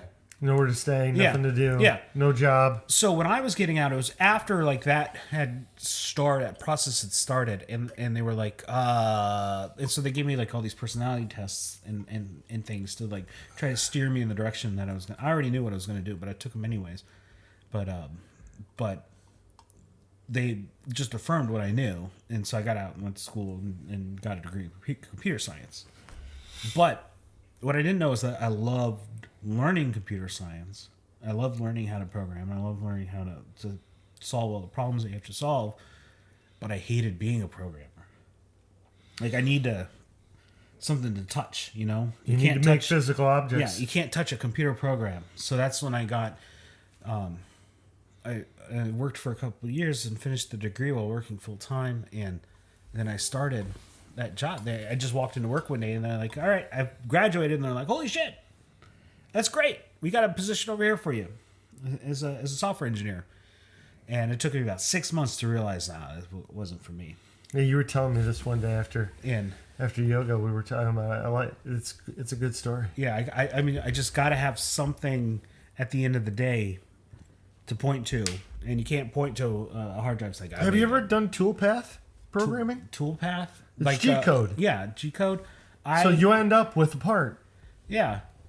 But, I mean, it's No, I'm just wondering if you ever done it. that would have been a perfectly fantastic path to go down. Is Because I've been CAD, meaning to CAD, ask you yeah. about developing a large language modeler that actually you feed it plain text and you get G-code. that'd be a very interesting project. It would be a seriously Like no large language models. You can't say like I want a cylinder. I certain that you could that you can somehow, but It's like, but computer, make me a cylinder and give me the G code, and it just it needs to be a lot like what the command, probably more sophisticated commands, but a lot like watching Star Trek when Yeah. they ask for, a cup of Earl Grey tea and it makes the cup, and yeah. but it already knows the style that he wants. Obviously, you got to start with more detail than that, but yeah, CAD programming is going to become this way where you talk to it instead of spending hours manipulating. Yeah, instead of drawing all the splines and shit, you can just make the lip a little wider, and then 3D print that and test it out and be like, no, the lip needs to be a little narrower. Well, and then also get feedback from the large language modeler that says your holes are too close to the edge. You don't have enough tensile strength with this particular material. Do you want to change the material, or do you want to go in further and make the holes smaller? Yeah, that'd be great. You 'Cause know? we had that problem at work. Yeah, it is a big problem Yeah. because they keep hiring Yeah. these doofuses that are draftsmen and not designers. Yeah, Designers have a value, and they know these kind of things. some of the traces on the electrical traces on the boards on the blank PCBs. Yeah, too close were to the edge. Too close to the edge and too close to each other. Yeah. And yeah. What problem did it create? Just didn't. It created an impedance problem where the resistance of the circuit was a little higher than it should have been. We're probably boring the shit out of Zach right now. G code, man. Is that like G Fuel? Yeah. No. But yeah, I feel the same way. I've been doing a lot of CAD for decades, and part of it I love because you come up with these processes and stuff. But part of it, one of the things that I've been wanting to get a 3D printer for forever, but the reason I hadn't is because I didn't want another hobby of making the fucking 3D printer work. Yeah. And this one here, when something doesn't print right, I had a sprue go bad. That was it. So that's a $12 item. You unclip it and replace it because this thing has it set up right, and then it freaking works. Yeah. It slices and it slices. prints, and I get something. Is it perfect? Could it be better? Yeah. And as I print my thousandth one, I'm gonna go, change this setting, because it's like any software. You got to get to know where the shit is. Yeah. But yeah, it's It's the way it should be. It should just work. he's been Zach's been asking me a little bit about learning how to do some CAD. In fact, when we weren't sure you were coming yet tonight, that's what we were planning on doing. I was going to show him how to model some stuff. Hell, just get started in SketchUp. Just throw some cubes and spheres and stuff in there. Whatever software you want, Yeah. but my preferred one is Creo Parametric. Is that free? No. No. So that's what I was gonna say. SketchUp is free. Free 99. Yeah, free 99. Free 99. SketchUp? Yeah, SketchUp. Like ketchup? Yep.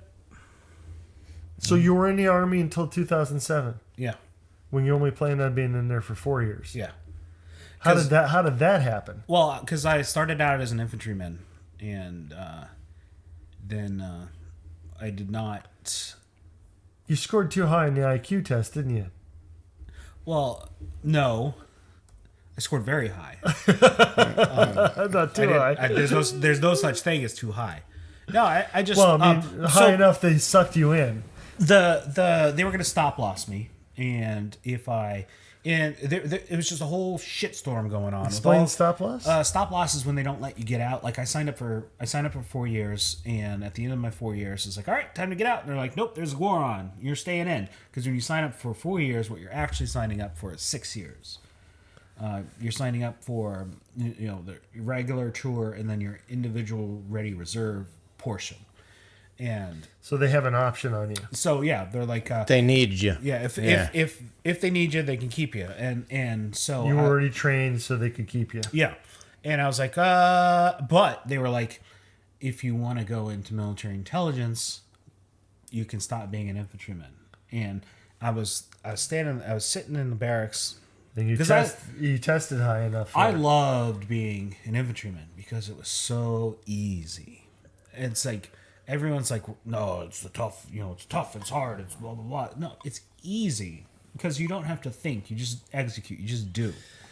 And it was also super easy to skate to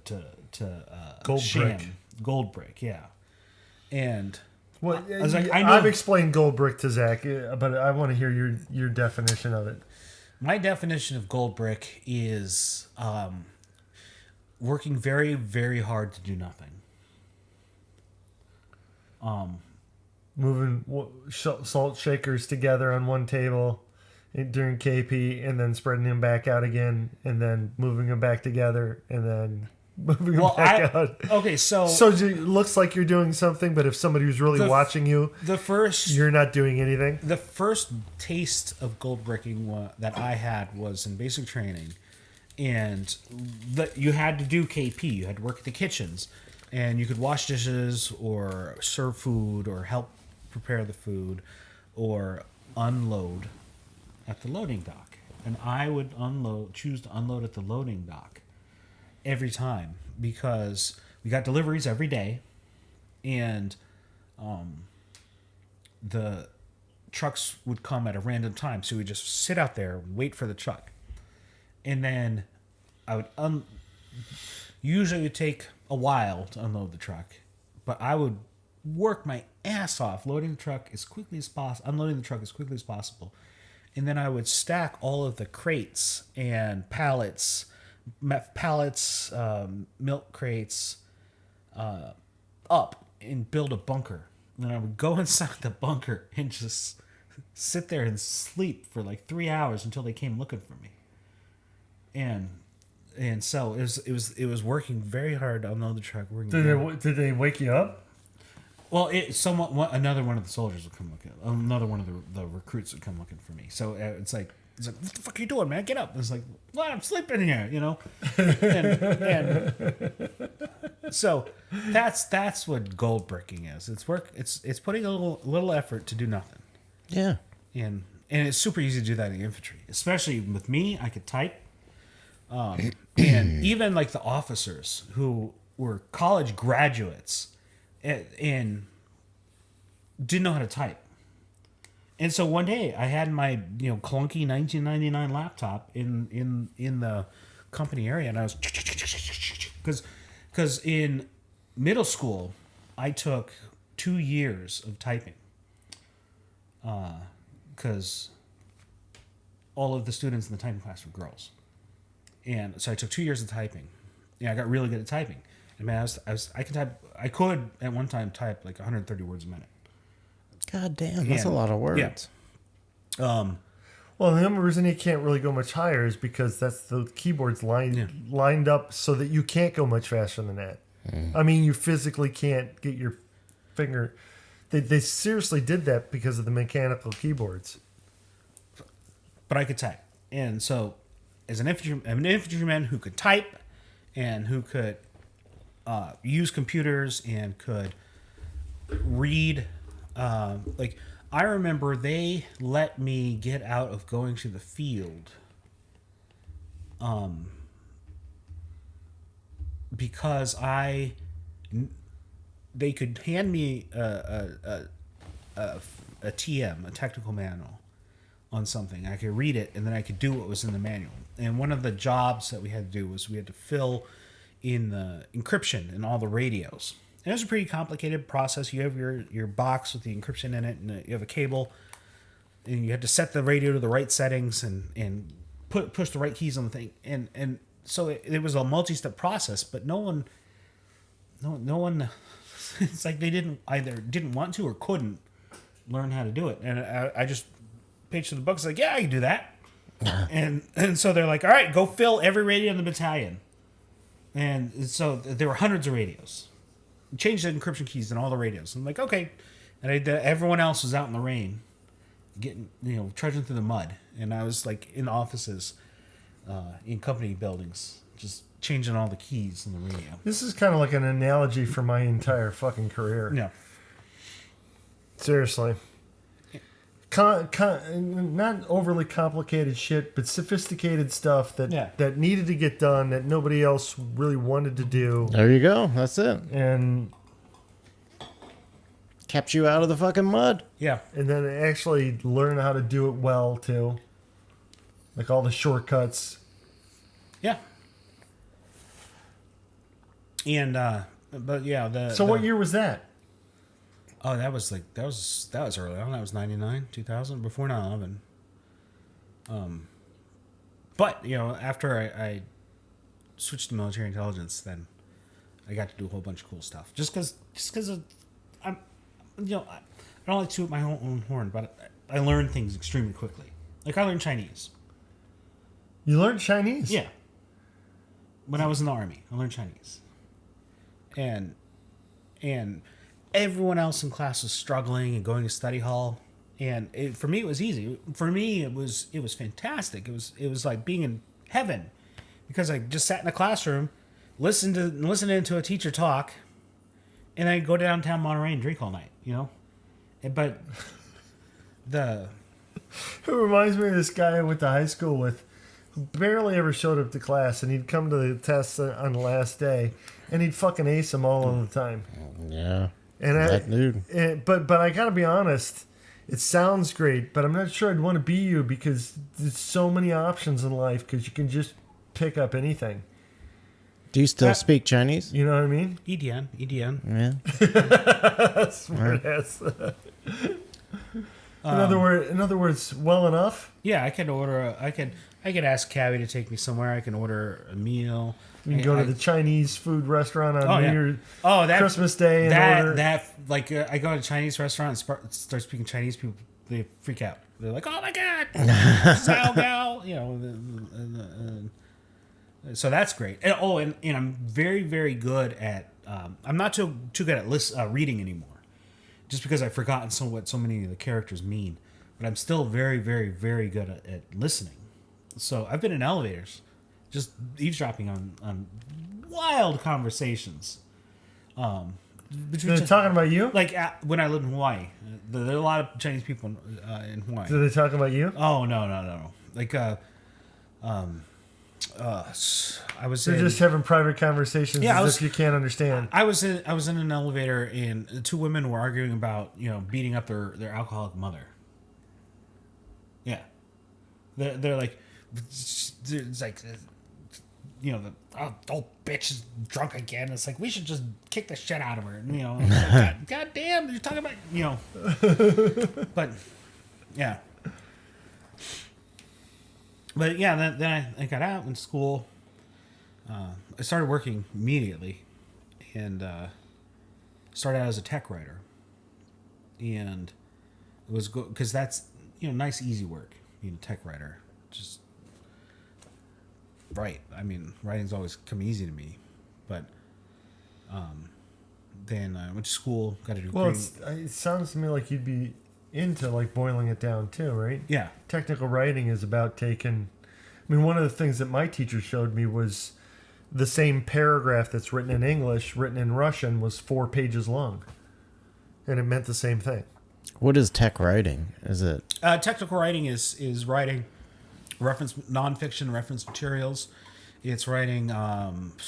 We mainly did like operating procedures for using software and performing maintenance on hardware systems. And before people could go watch a YouTube video on how to do something, they'd have to read how to do it. Even now, a technical writer, I would think a technical writer, if it's serious paid work, a technical writer would be good for writing the script of an instructional video.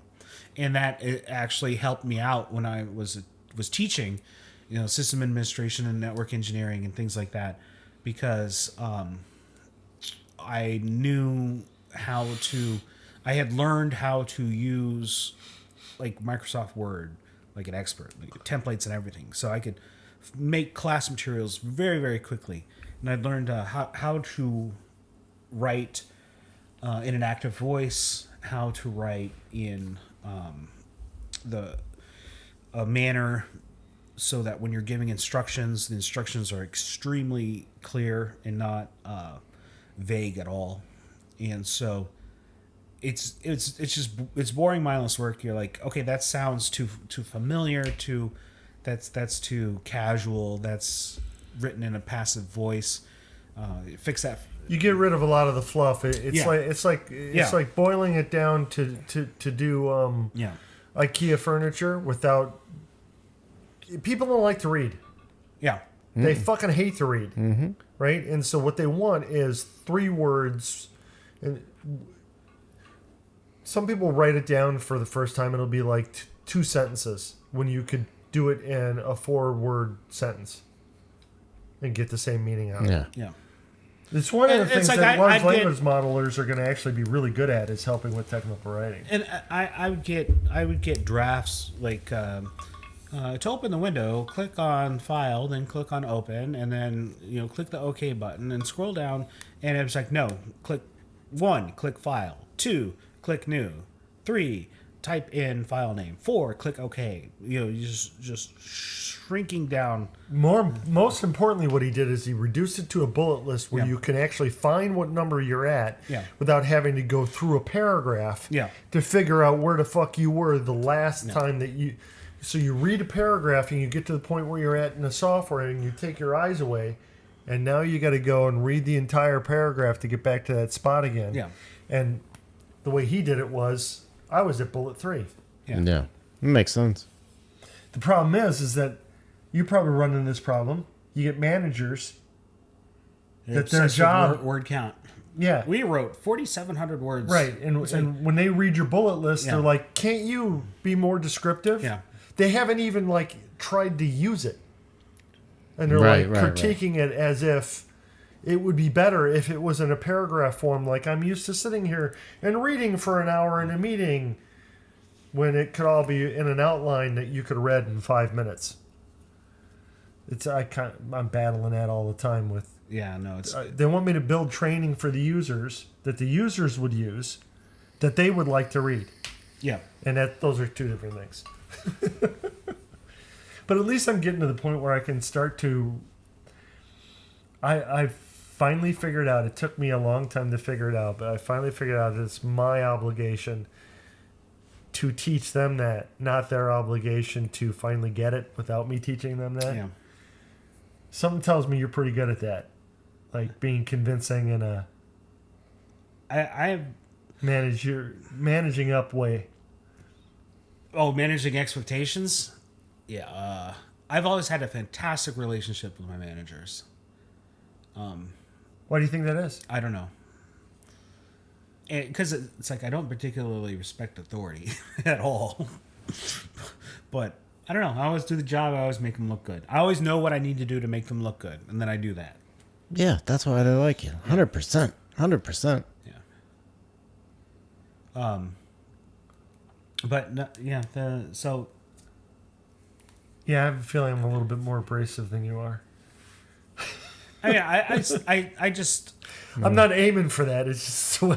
I just try to keep You up- be you, man. You just- be you. Yeah, oh yeah. It's just I personally have found it most helpful to just keep an impassable barrier between my internal and external thoughts, so that I might think someone's the biggest douchebag in the world, and if we were in an alley together, I'd stab him. But I'll treat him the same as I treat every other person on the planet, which I hope is with dignity and respect. Yeah, yeah. I'm really good at that too. That's what I do a lot. Yeah. So it's like, I don't know. The only time that wall collapses is like when there's like kids involved, and it's like because they can't fend for themselves. So like an adult, it's like, so that's like whenever I'm running like a pediatric call, pediatric calls are always very stressful for me. I don't care if some 80-year-old dude is hypoglycemic because he decided he didn't want to, manage his diabetes that day. Yeah, He's gonna die somehow. That's his choice. Well, yeah, but it's not even that. It's just like you're an adult. You made your decisions, but man, kids, like I go into turbo mode when there's kids involved. So That's something I have to take a minute and breathe. Because it's like if I were a driver, I'd push that ambulance to like 90 miles an hour, but that's not safe. So I'm working on that. I'm going to drive. How are you working on it? I'm interested. Just trying to take a step back, like recognizing those Like signs. stand over there and watch yourself in the situation, kind of thing. Well, take a metaphorical step back, which is like recognizing that it happens, recognizing that when it happens, and then when you recognize it happen, when I recognize that it happens, just like stopping and taking a breath just for like 15 seconds. Seems like an eternity when you're doing it, but in the grand scheme of things, it's just a slight bump. But it also Let some time pass. yeah, let some time pass. Let your brain catch up with your emotions, and tell your emotional self to, hey, stop it, just chill out, just relax. I got this. That kind of thing. So, I don't even know how we got on this. You brought it up. I did. Yeah. You're taking driving school? Yeah, I'm taking the emergency vehicle operators course next month. Oh. What does that entail? Do you get to do anything crazy? Well, the joke reason I tell everyone to why I decided to put myself through this nonsense in my 40s is that I wanted to drive the fire engine in the Strawberry Festival parade. You lived in Cape for a while, right? Yes, I've been to many a Strawberry Festival parade. So it's like, I want to drive the engine in the Strawberry Festival Seems parade. like a lot to go through. Yeah. It's probably what they all say. Yeah. and so it's like, you got to do this, and you got to do this, and you got to take that class, and you got to do this, and then you got to finally make driver's training.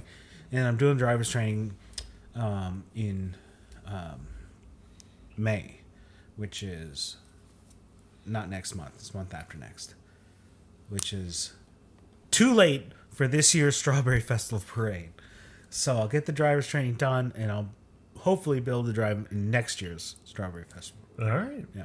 Do you remember when the guy at the Cape Fire Department backed into Yeah, I do. two big garage doors next to each other, and he was right in the middle of them?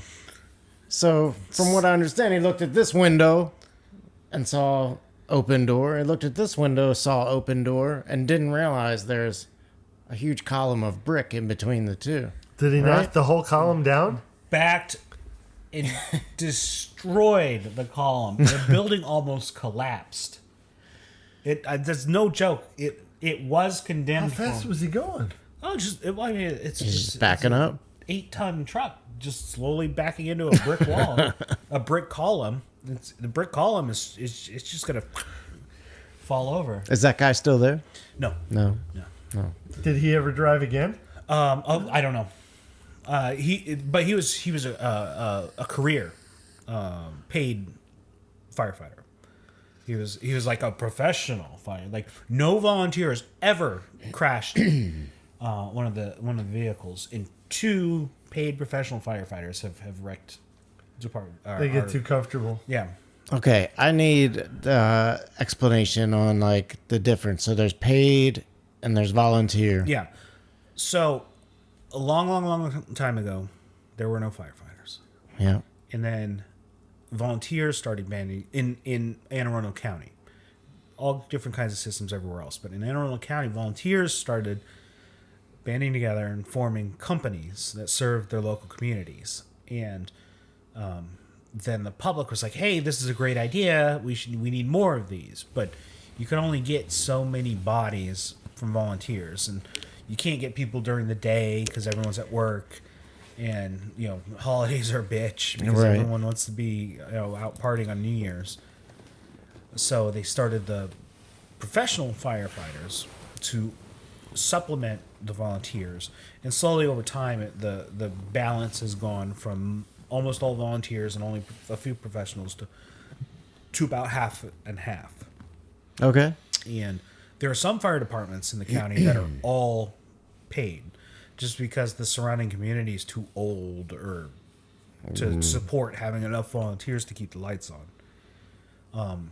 In our station, we always have 4 paid professional firefighters in the station, always. And then the volunteers supplement them as possible. So we have 4 vehicles, 2 fire engines, ambulance, and then utility vehicle. And with 4 firefighters, it's only enough to have 2 on the ambulance and 2 on the fire engine. So if your house is on fire, unless there's volunteers there, for the first couple minutes, only 2 firefighters are going to be there because there's only enough money to pay for 2 people to be there. So the volunteers will fill in the other positions. Gotcha. To supplement. And so I mainly work in the ambulance, and I ride what's called third, which is in the back, which is when I get my driver's license, I can drive the ambulance, and the paid paramedic will be in the seat next to me. And so help with lifting, help with taking vital signs, things like that. Just make the process smoother. Because, you get to some of these houses, and there'll be like a 600-pound guy on the 4th floor. And he's like, sorry, guys. I don't know how I got up here, and I don't know how I'm going to get down. And it's like, all right, we'll get you down. Wow. Yeah. So we'll call for a lift assist, and like 6 guys will tote him down the stairs. But having an extra guy there makes, 2 extra hands, lightens the load. Spreads it out, yeah. Do you get the same training? Oh, yeah. Yeah, it's all the same training. Yeah. I went to the Anne Arundel County Fire Academy, and I did the EMT training at the community college, Anne Arundel Community College, and I went through hazmat in Howard County, and have all the same courses as professional firefighters. I don't get to do rescue diving though. That's only paid. I wouldn't want to do rescue diving though. Diving is a hobby. Are you really rescuing, or are you just recovering? They call it rescue diver, but 99% of the time it's recovery. Right. Yeah. Yeah, that's what I thought too. Yeah. Rescue is when you're saving someone. Recovery is when you're... Yeah, gotcha. So the guy I went with in the cenotes in Tulum, he was telling me he'd been down there for 25 years, and he was pretty much the guy that they call when they need to do a retrieval. Yeah. And so he says he's done quite a few of those. Oh, I bet. In the cenotes. Yeah. Oof. Some guys that think they're pretty, well, Think they're macho? they thought they were pretty professional, and he ends up going in and pulling them out, and it's hard to find them. That's why I mentioned to you at one point about making a LiDAR robot that would actually map out those cenotes. Yeah. Because there's lots of dead ends, and Oh, yeah. Tight squeezes. it only takes a couple of like non-inches of air to drown you. Oh, my God. I And so watched you go in 30 minutes.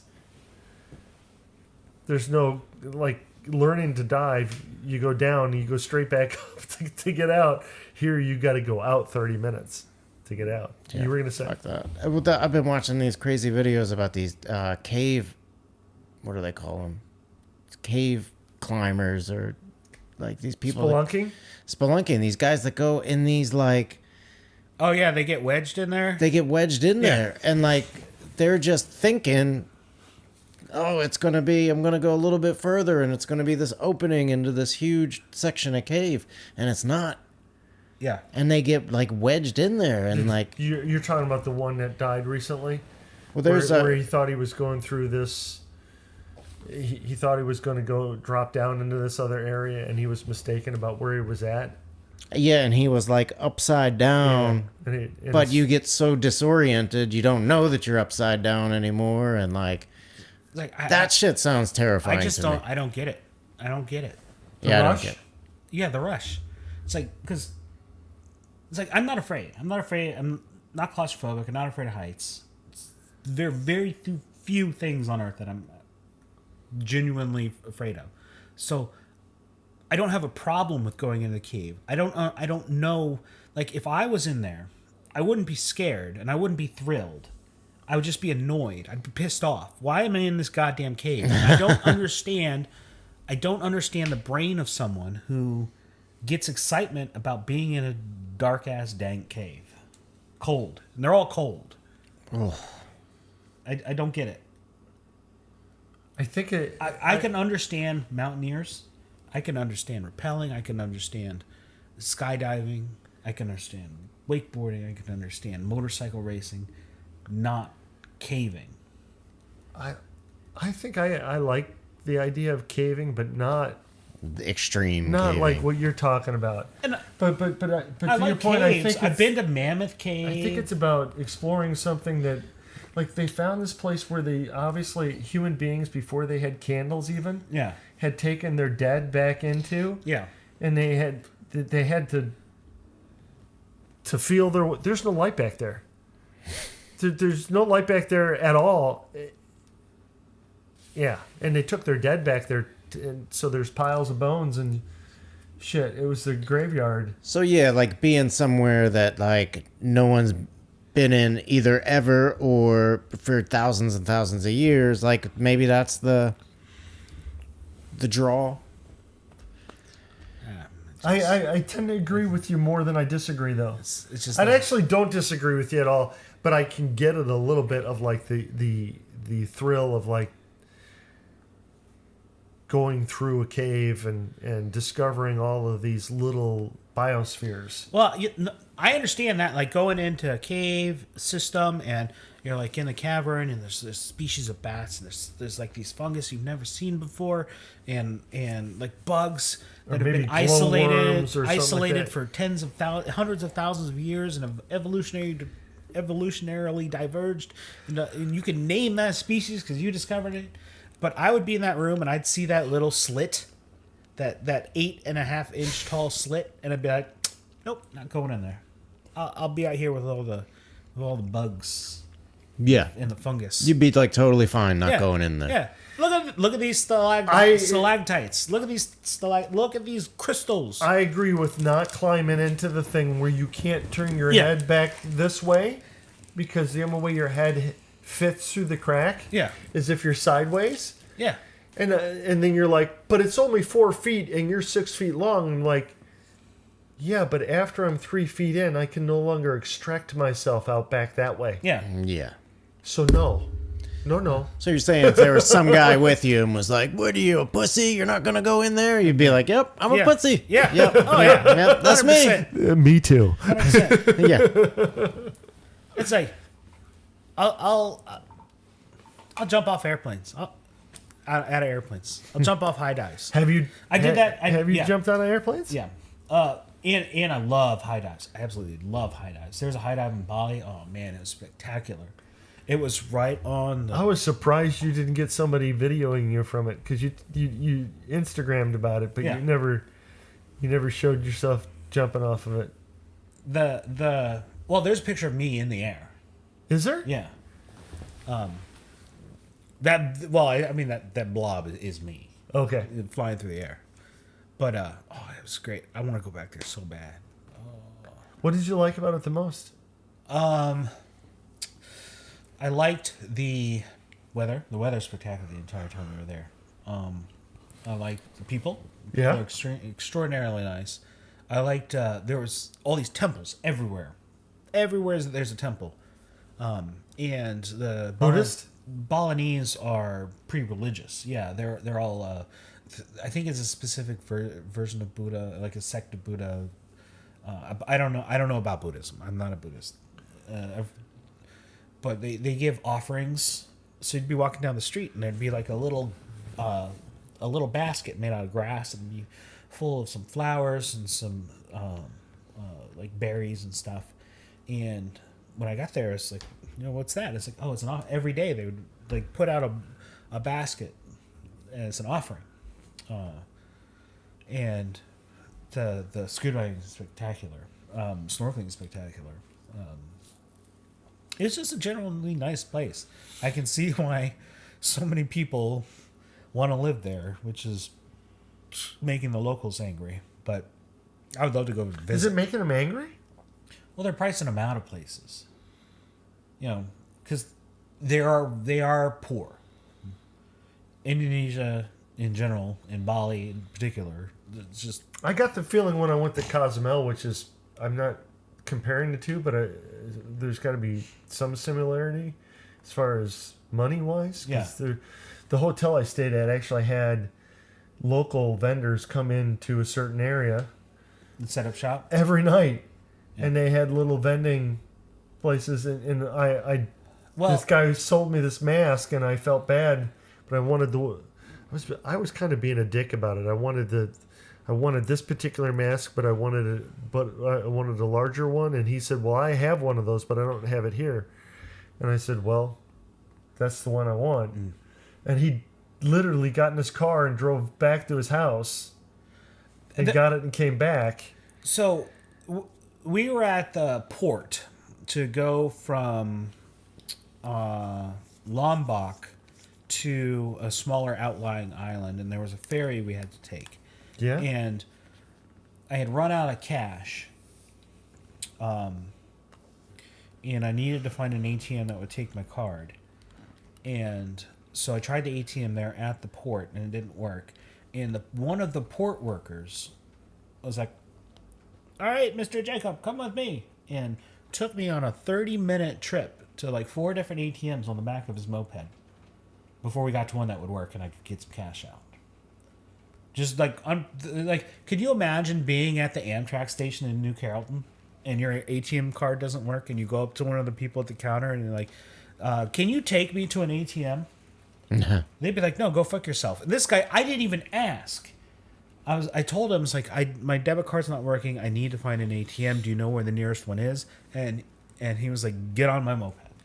Yeah, I have a feeling it's the opposite of what you were. I'm feeling they're glad that there's people with money there. Well, I'm sure, because otherwise they don't have anything. No. They want the tourism. Right. They don't want the people staying. And because on Lombok. Oh, okay. Lombok is an island to the east of Bali. You land in the airport, and then you start driving, and like all of the hilltops have mansions on them.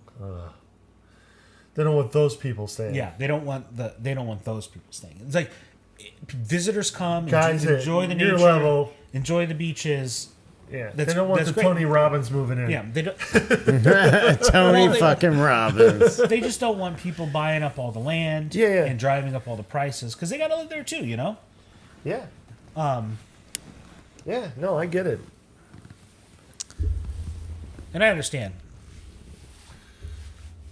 But yeah, I'd love to go back. Have you been to Belize? I've never been to Belize. I've been wanting to go there for a very, very long time. Apparently, I'm doing the scuba diving list in reverse order. Because people's bucket lists are like, they end with Bali and Belize before that. And well, maybe you're meant to go back there. And so I'm starting at Bali, going to Belize, and then what's third? What's next on? Like Australia? That's a cold water reef. Yeah, it's cold. And there's great white sharks there. I'm not sure. So I don't know. There's a liveaboard. What do they call them? Swath boats that go around in Belize. What is that? So you get on this boat, and the swath boat is like a very tall catamaran. Mm. And so what they do is in rougher waters, they fill the pontoons with water, and it lowers the boat so that when the waves come by, the boat barely moves. Yeah, it's more of it under. Yeah, the flotation part of it is underneath the top level, so you're not at the whim of the surface tension. It makes sense. And one of the reasons why that's really great is because now you can get down on the ladder while you're wearing all of your diving gear, and you can walk into the water instead of having to jump in, and you can walk out. Have you been on? You've been on some of Allie's trips, right? Haven't you been to Belize? No, I went to Mexico. Mexico. That was the only one I've done. Tulum. Yeah, he was at the What's the name of that? Amansala. Almond-Sala. I like Amansala. I wonder if they're still probably doing construction as we speak. It's quite the construction project there. Were they doing construction when you were there? Oh yeah. Yeah, nobody told me there was going to be construction involved in my very expensive Tulum trip. Yeah, there was a lot of construction. I think the most annoying part about it was there was one part where they were jackhammering and I was at the pool and I leaned over the edge of the pool and I said, and he looked at me and I said, knock it off. It's in the middle of the day. Come on. I'm here on vacation. Yeah, I like that place. That place was cool. He did for a while. Then I heard him go back to work when I left the pool area. He's probably gold bricking for a while, waiting for you to leave. That's one thing I didn't see those guys do was gold brick. When But I did go to a very expensive... Well, you're not a very successful gold bricker if they see you doing it. Yeah, that's the whole point. This is true. I worked construction when I was in high school during the summers. What kind? Um, Residential or commercial? Well, it was a commercial company. Okay. Like the first year I worked in the shop, all these fucking guys would line up their work trucks in the morning, and they would drive up to me, and I'd stand there at the shop, and they'd make me squeegee their windows before they left for the day. But then, like the second year, like I got to like go out and do stuff on job sites. I worked on a landfill one summer. We built a system to like harness the methane gas, and I learned you're not supposed to harness how? It was these tubes that went from the top all the way down to the bottom, and they were like somehow getting the methane gas from the thing. I don't know. They had me doing. Digging ditches? This fucking guy had me dig a ditch one day. And he's like, just dig, dig, dig. And then when I was done, he had me fill it back in. And I thought I was digging the ditch for a reason, but there wasn't anything else for me to do, so he just had me dig a ditch. But one guy taught me, pick up a 2x4, walk from this end of the job site to that end of the job site, smoke a cigarette, drink some coffee, same 2x4, walk all the way to the other end. And I mean, this is what this fucking guy would do all day. Yeah. No, the my industry equivalent to that is you get a clipboard and you put some paper on it, and then you just look really, really frustrated, and you walk around, and no one will talk to you, or because they think you're doing something important. Yeah. Yeah. Yeah. I have a hard time with this one now because I work from home, so there's no one to show that I'm doing something. Yeah.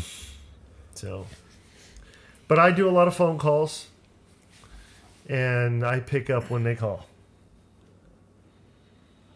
I started working from home one day a week for the next 7 weeks. It's thrilling.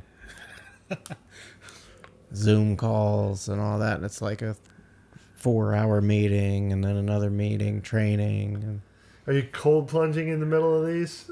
I'm doing whatever, man. I mean, it's, I participate in shit because they keep track of that.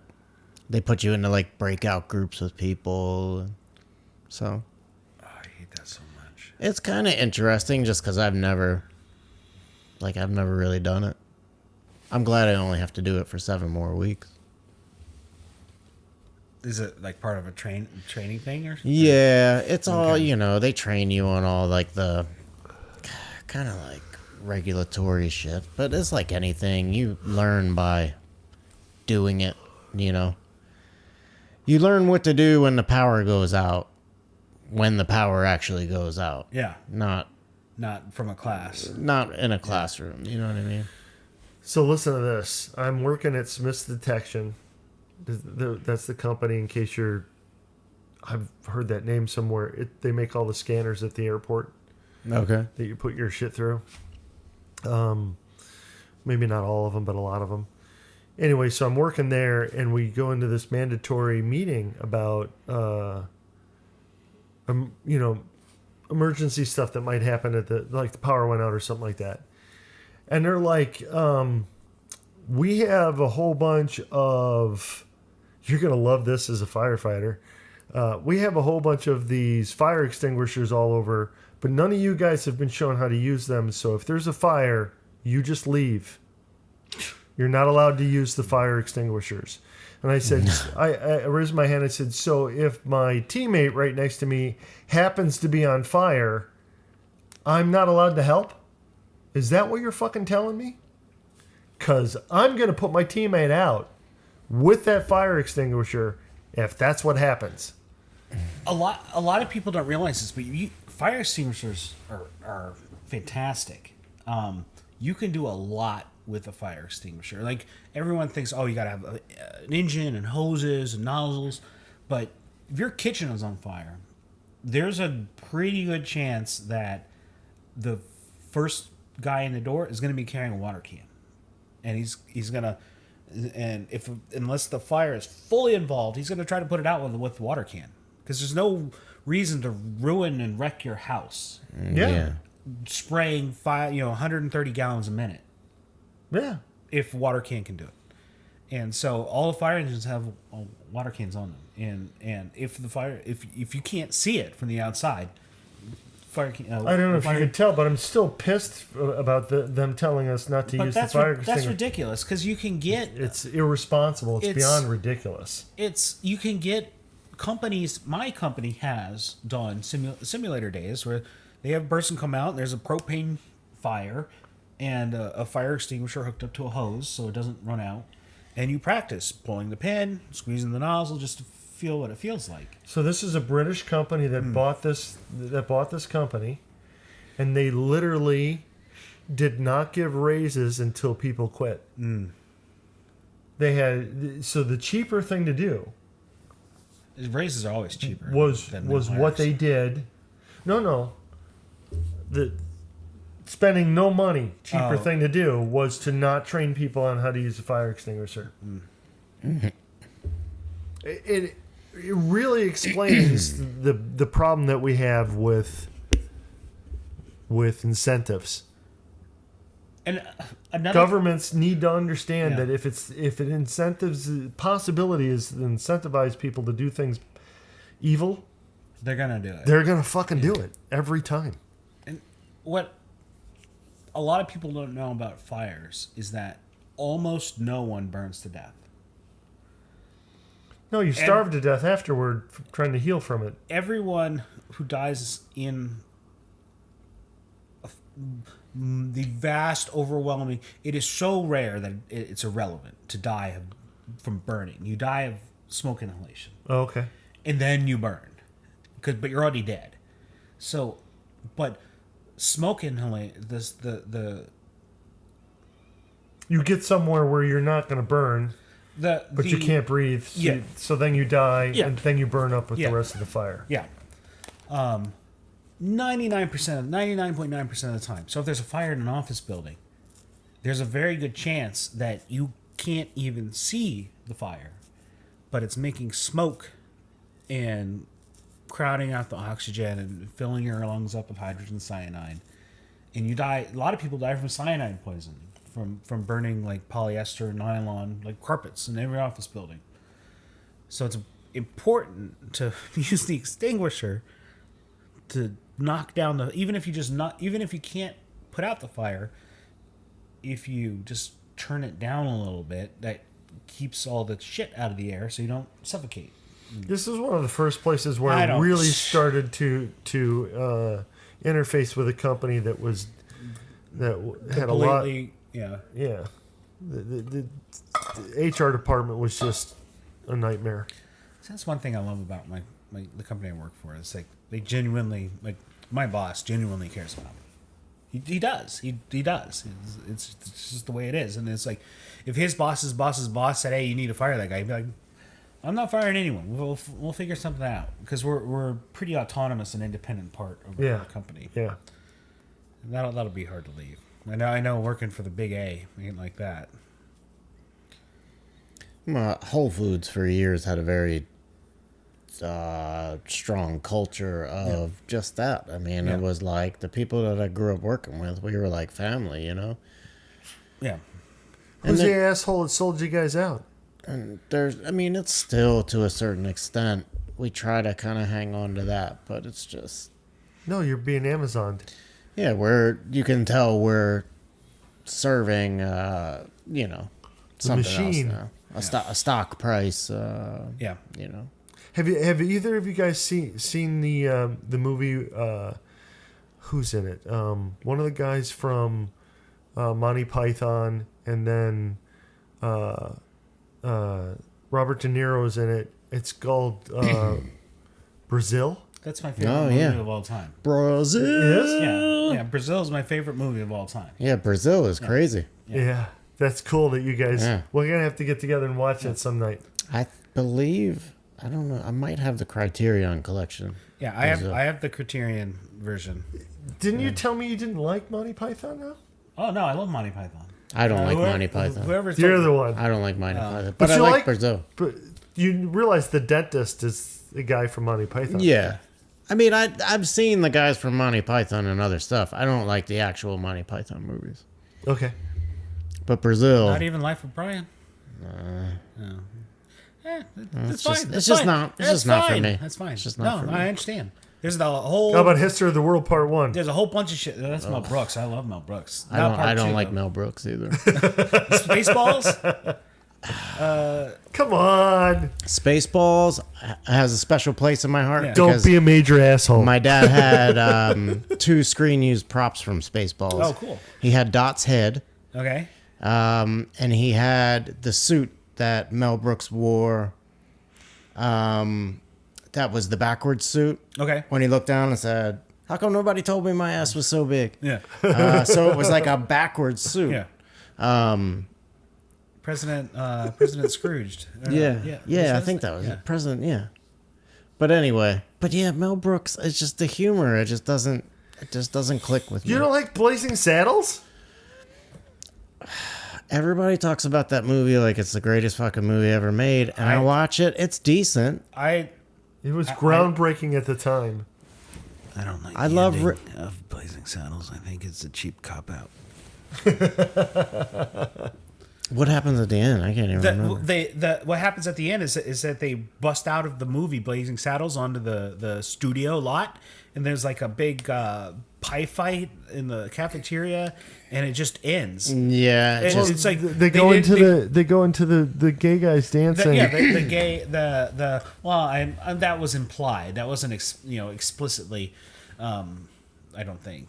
Maybe No, it was purposely implied, and they talked Yeah. about it since then in other venues. But yes. But yeah, they're just like all of the buildings fall down and are revealed to be a set, and it's like no, that's it just like they run out of money or something. Yeah. It just That's the first 2/3 of the movie are great. The last act is a travesty. It's just insulting. It's insulting. Yep. But man, I love Brazil. What do you like about it? My favorite scene is when the person is being interrogated and they're being suspended from the hanger in the sack with the little door in front of them, and they're going from station to station, and they're talking about how they can pay for their interrogation and their imprisonment, and it's just like I don't know that just is perfect satire of like just the inescapable hole you find yourself in when you get stuck in the system. I was telling Zach tonight when I went shopping for dinner. He got here and I went up to Giant for a little bit, and it was just like I just kept having thoughts of like we're in an open air prison. Yeah. And the inmates are just starting to look worse and worse and worse and worse. I think that's why I like it too, because it's like this microscope on the way reality really is. Yeah. It's just not as blatant, and lately it's getting as fucking blatant as the movie. It's really fucking depressing in some ways. And yet we live in the best times that have ever happened, but I mean, I guess. Why did you like that particular scene? I don't know. It's just I don't know. It was just it's so well executed. It's very that is the closest thing to hell for me personally. Like hell to me isn't fire and brimstone and torture. It's like I could probably deal with that, but just inescapable bureaucracy, just that is throw me in a lake of fire. Rather than have me go from window to window to window with a stack of forms that keeps getting larger and I can never get the right person to sign off on them. It's like that with the Hitchhiker's Guide to the Galaxy. That was my favorite part of the book. Was just like the galactic bureaucracy, where the permit to demolish the Earth is in the basement in a locked filing cabinet of a basement of a building, and they could have prevented the destruction of Earth if they had filed an appeal, but they didn't know about the appeal because the permit was locked away, and it was just like this whole bureaucratic. I love stuff like that. That's like this prime dystopian fiction, like an evil overlord, reigning over his subjects. And that's passé. Give me the nitty gritty where it's like you have to fill out 17 forms in triplicate to get the hole in your ceiling patched that the SWAT team carved into it when they mistakenly raided the wrong apartment and kidnapped your husband and tortured him to death because a fly fell on a typewriter and changed a B to a T. That's fantastic. And the reason it is because it's so close to reality. Yeah. There's no one in charge. Yeah. Oh, yeah. I learned that a long time ago. There's no one in charge. It's literally Lord of the Flies. You've got all of these people who are being crazy together. Trying to justify their jobs. Competing spheres of influence. Well, they think they need to. Yeah. It's exactly like what happened during the fucking pandemic. I mean, I follow this guy Zuby. You know who Zuby is? No. He's a guy on. I meant to send you a link to him, but he's a rap artist. He's interviewed Elon Musk. He's got a pretty big following on Twitter, and he talks about this kind of stuff where it's just.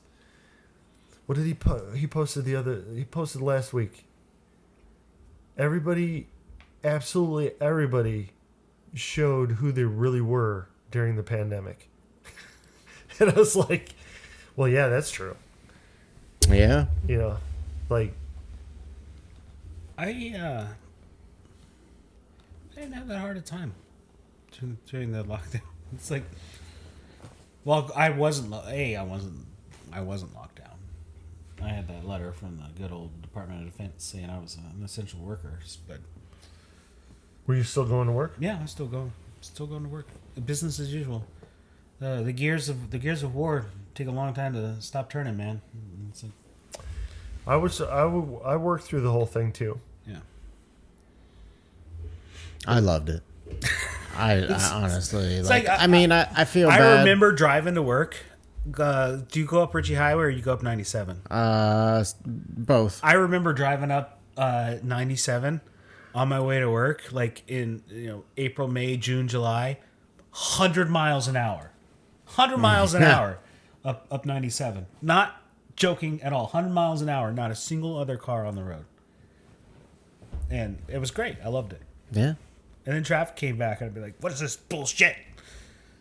Yep. It's like, do you remember the movie The Night of the Comet? Night of the Comet? No, I don't.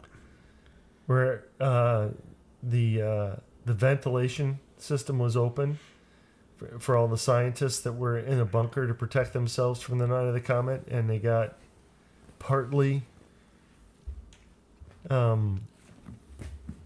It's a How good old is movie. this movie? That's pretty old. It's pretty old. Night of the Comet.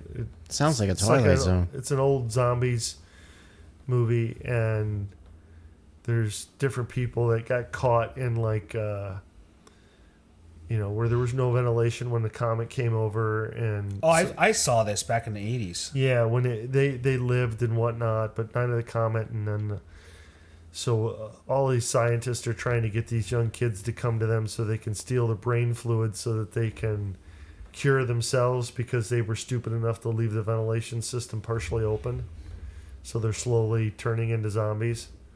Yeah. But the reason it reminded me of that is because this one guy went into the Ferrari dealership and he Yeah. picked out the car that he always wanted, and he was riding around the city. One of the only survivors is riding around the city just all over the place. What? Night of the Comet served as the inspiration of Buffy the Vampire Slayer. I did not know that. Yeah. The movie? The movie Night of the Comet influenced the creation of Buffy the Vampire Slayer. I saw that movie in its 5 times in the theater. tone, in its tone, and talk about a hell of an investment. It cost $700,000 to make, made $14 million. $700,000 to make? Yeah, That's a pretty good movie. yeah. Night of the Comet. I'll have to watch that too. I wonder. I've been meaning to watch Three Amigos again. Three Amigos. It's a good flick. There's this like fan theory out there now that when they went to the little town and met all the people thought they were idiots. So they give them all food at one point. Yeah, and it's like a LSD hallucination. Yeah, and then you're supposed to watch the whole thing and think about the whole second half of the movie being them on LSD, and it's supposedly a different experience to watch it. Huh. People just got time to sit around and come up with fan theories now, man. It's just the way it is. Yeah, I don't think people realize how much more free time they have now than they. Yeah. Well, I for one have very little free time because between work and because I practice every day practically, and volunteering. It's like I got no time. I got no time for anything. I got six loads of laundry to do. I forgot he was in this. Yeah. Christy Swanson too, man. I remember really being hot for her. Well, yeah. What TV series was she in? Who is it? She's from Night of the Comet? Yeah, she was in a TV series. It was What's her name? one of the other girls' names was Blair, and then they had Trudy. Facts of Life? Catherine Mary Yeah, Stewart yeah, was the Night of the Comet, the Last Starfighter. yeah, That's a good movie. Yeah. Weekend at Bernie's. yeah. Oh, yeah, The that's- Last Starfighter was an awesome That's movie. the Weekend at Bernie's. That's the girlfriend. And she was in Days of Our Lives. She's wasn't in Facts of Life, though, was she? That's not Joe. Yeah, that's Joe. No way. Yeah.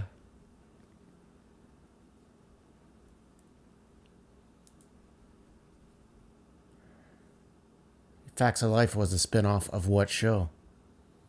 Oh shit, I don't remember. Hold on a second. It was I give up. Different Strokes. Mrs. Garrett was the housekeeper. Yes. And then she, I guess, stopped working there and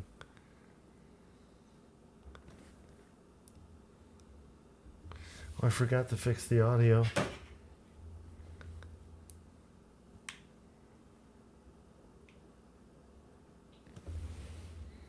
I was so disappointed when Buffy the Vampire, when the TV show came out, because I thought it was gonna like be like the movie, but it was nothing like the Oh, you movie. can't put that on TV. I know, but like, I was just, Well, at the time you couldn't. Now you could.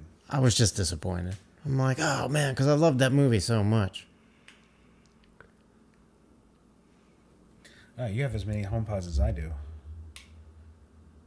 They're great. Yeah.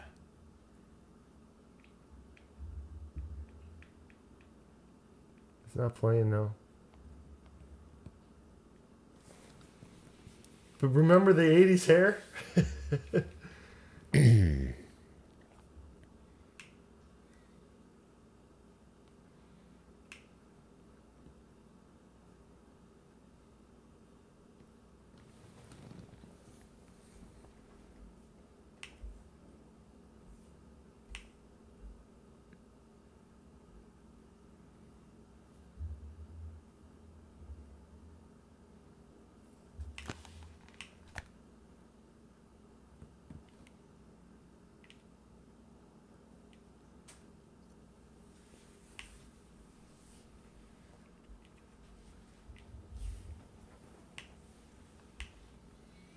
Okay.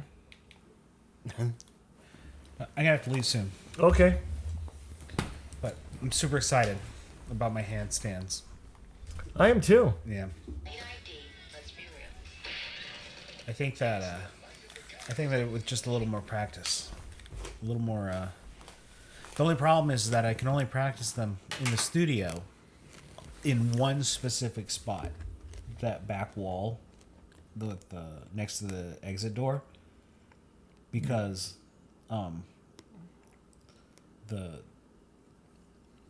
that's the only place along the back there, because I need the wall to fall against. Okay. Because I don't want to practice them forward and then fall into someone else. Because Okay. it gets crowded in the evenings. I mean, some of the classes are packed full. The I place need is to- crowded all the time. Yeah. I mean, it's just it's so weird. I wish I could figure out the pattern of why it's busy sometimes. Because there were some days like 2-3 weeks ago when it was just me, April, and like two other ladies. Really? Yeah. For what kind of classes? The evening? For the evening classes. Yeah. That late class. Yeah. Well, we had that class we went over to on the Eastern Shore. It was usually packed out, and it was the two of us and one other guy. Yeah, that was an awesome class. That late class. I mean, that starts at what time? 7:30. 30? No. 7:45. Yeah, that's a late class. It's 6:30 to 7:30, 15 minutes, then 7:45 to 8:45. I missed the feature from True Moon where I could see whether or not you guys were going to a class. Yeah. And because sometimes I would be like, oh, I'm going to go. At least I'll say hi to the guys. Yeah. But now with these teachers that none of us are particularly excited about. I did. Katie's great. Yeah. Yeah, Katie's great. Katie Johnson. She's like the assistant manager. She's like the Oh. Yeah, I saw her having a meeting with Phil. she's great. Liz is fantastic. She only teaches like once a month. I definitely don't know Liz. I don't know Liz either. It's Haley and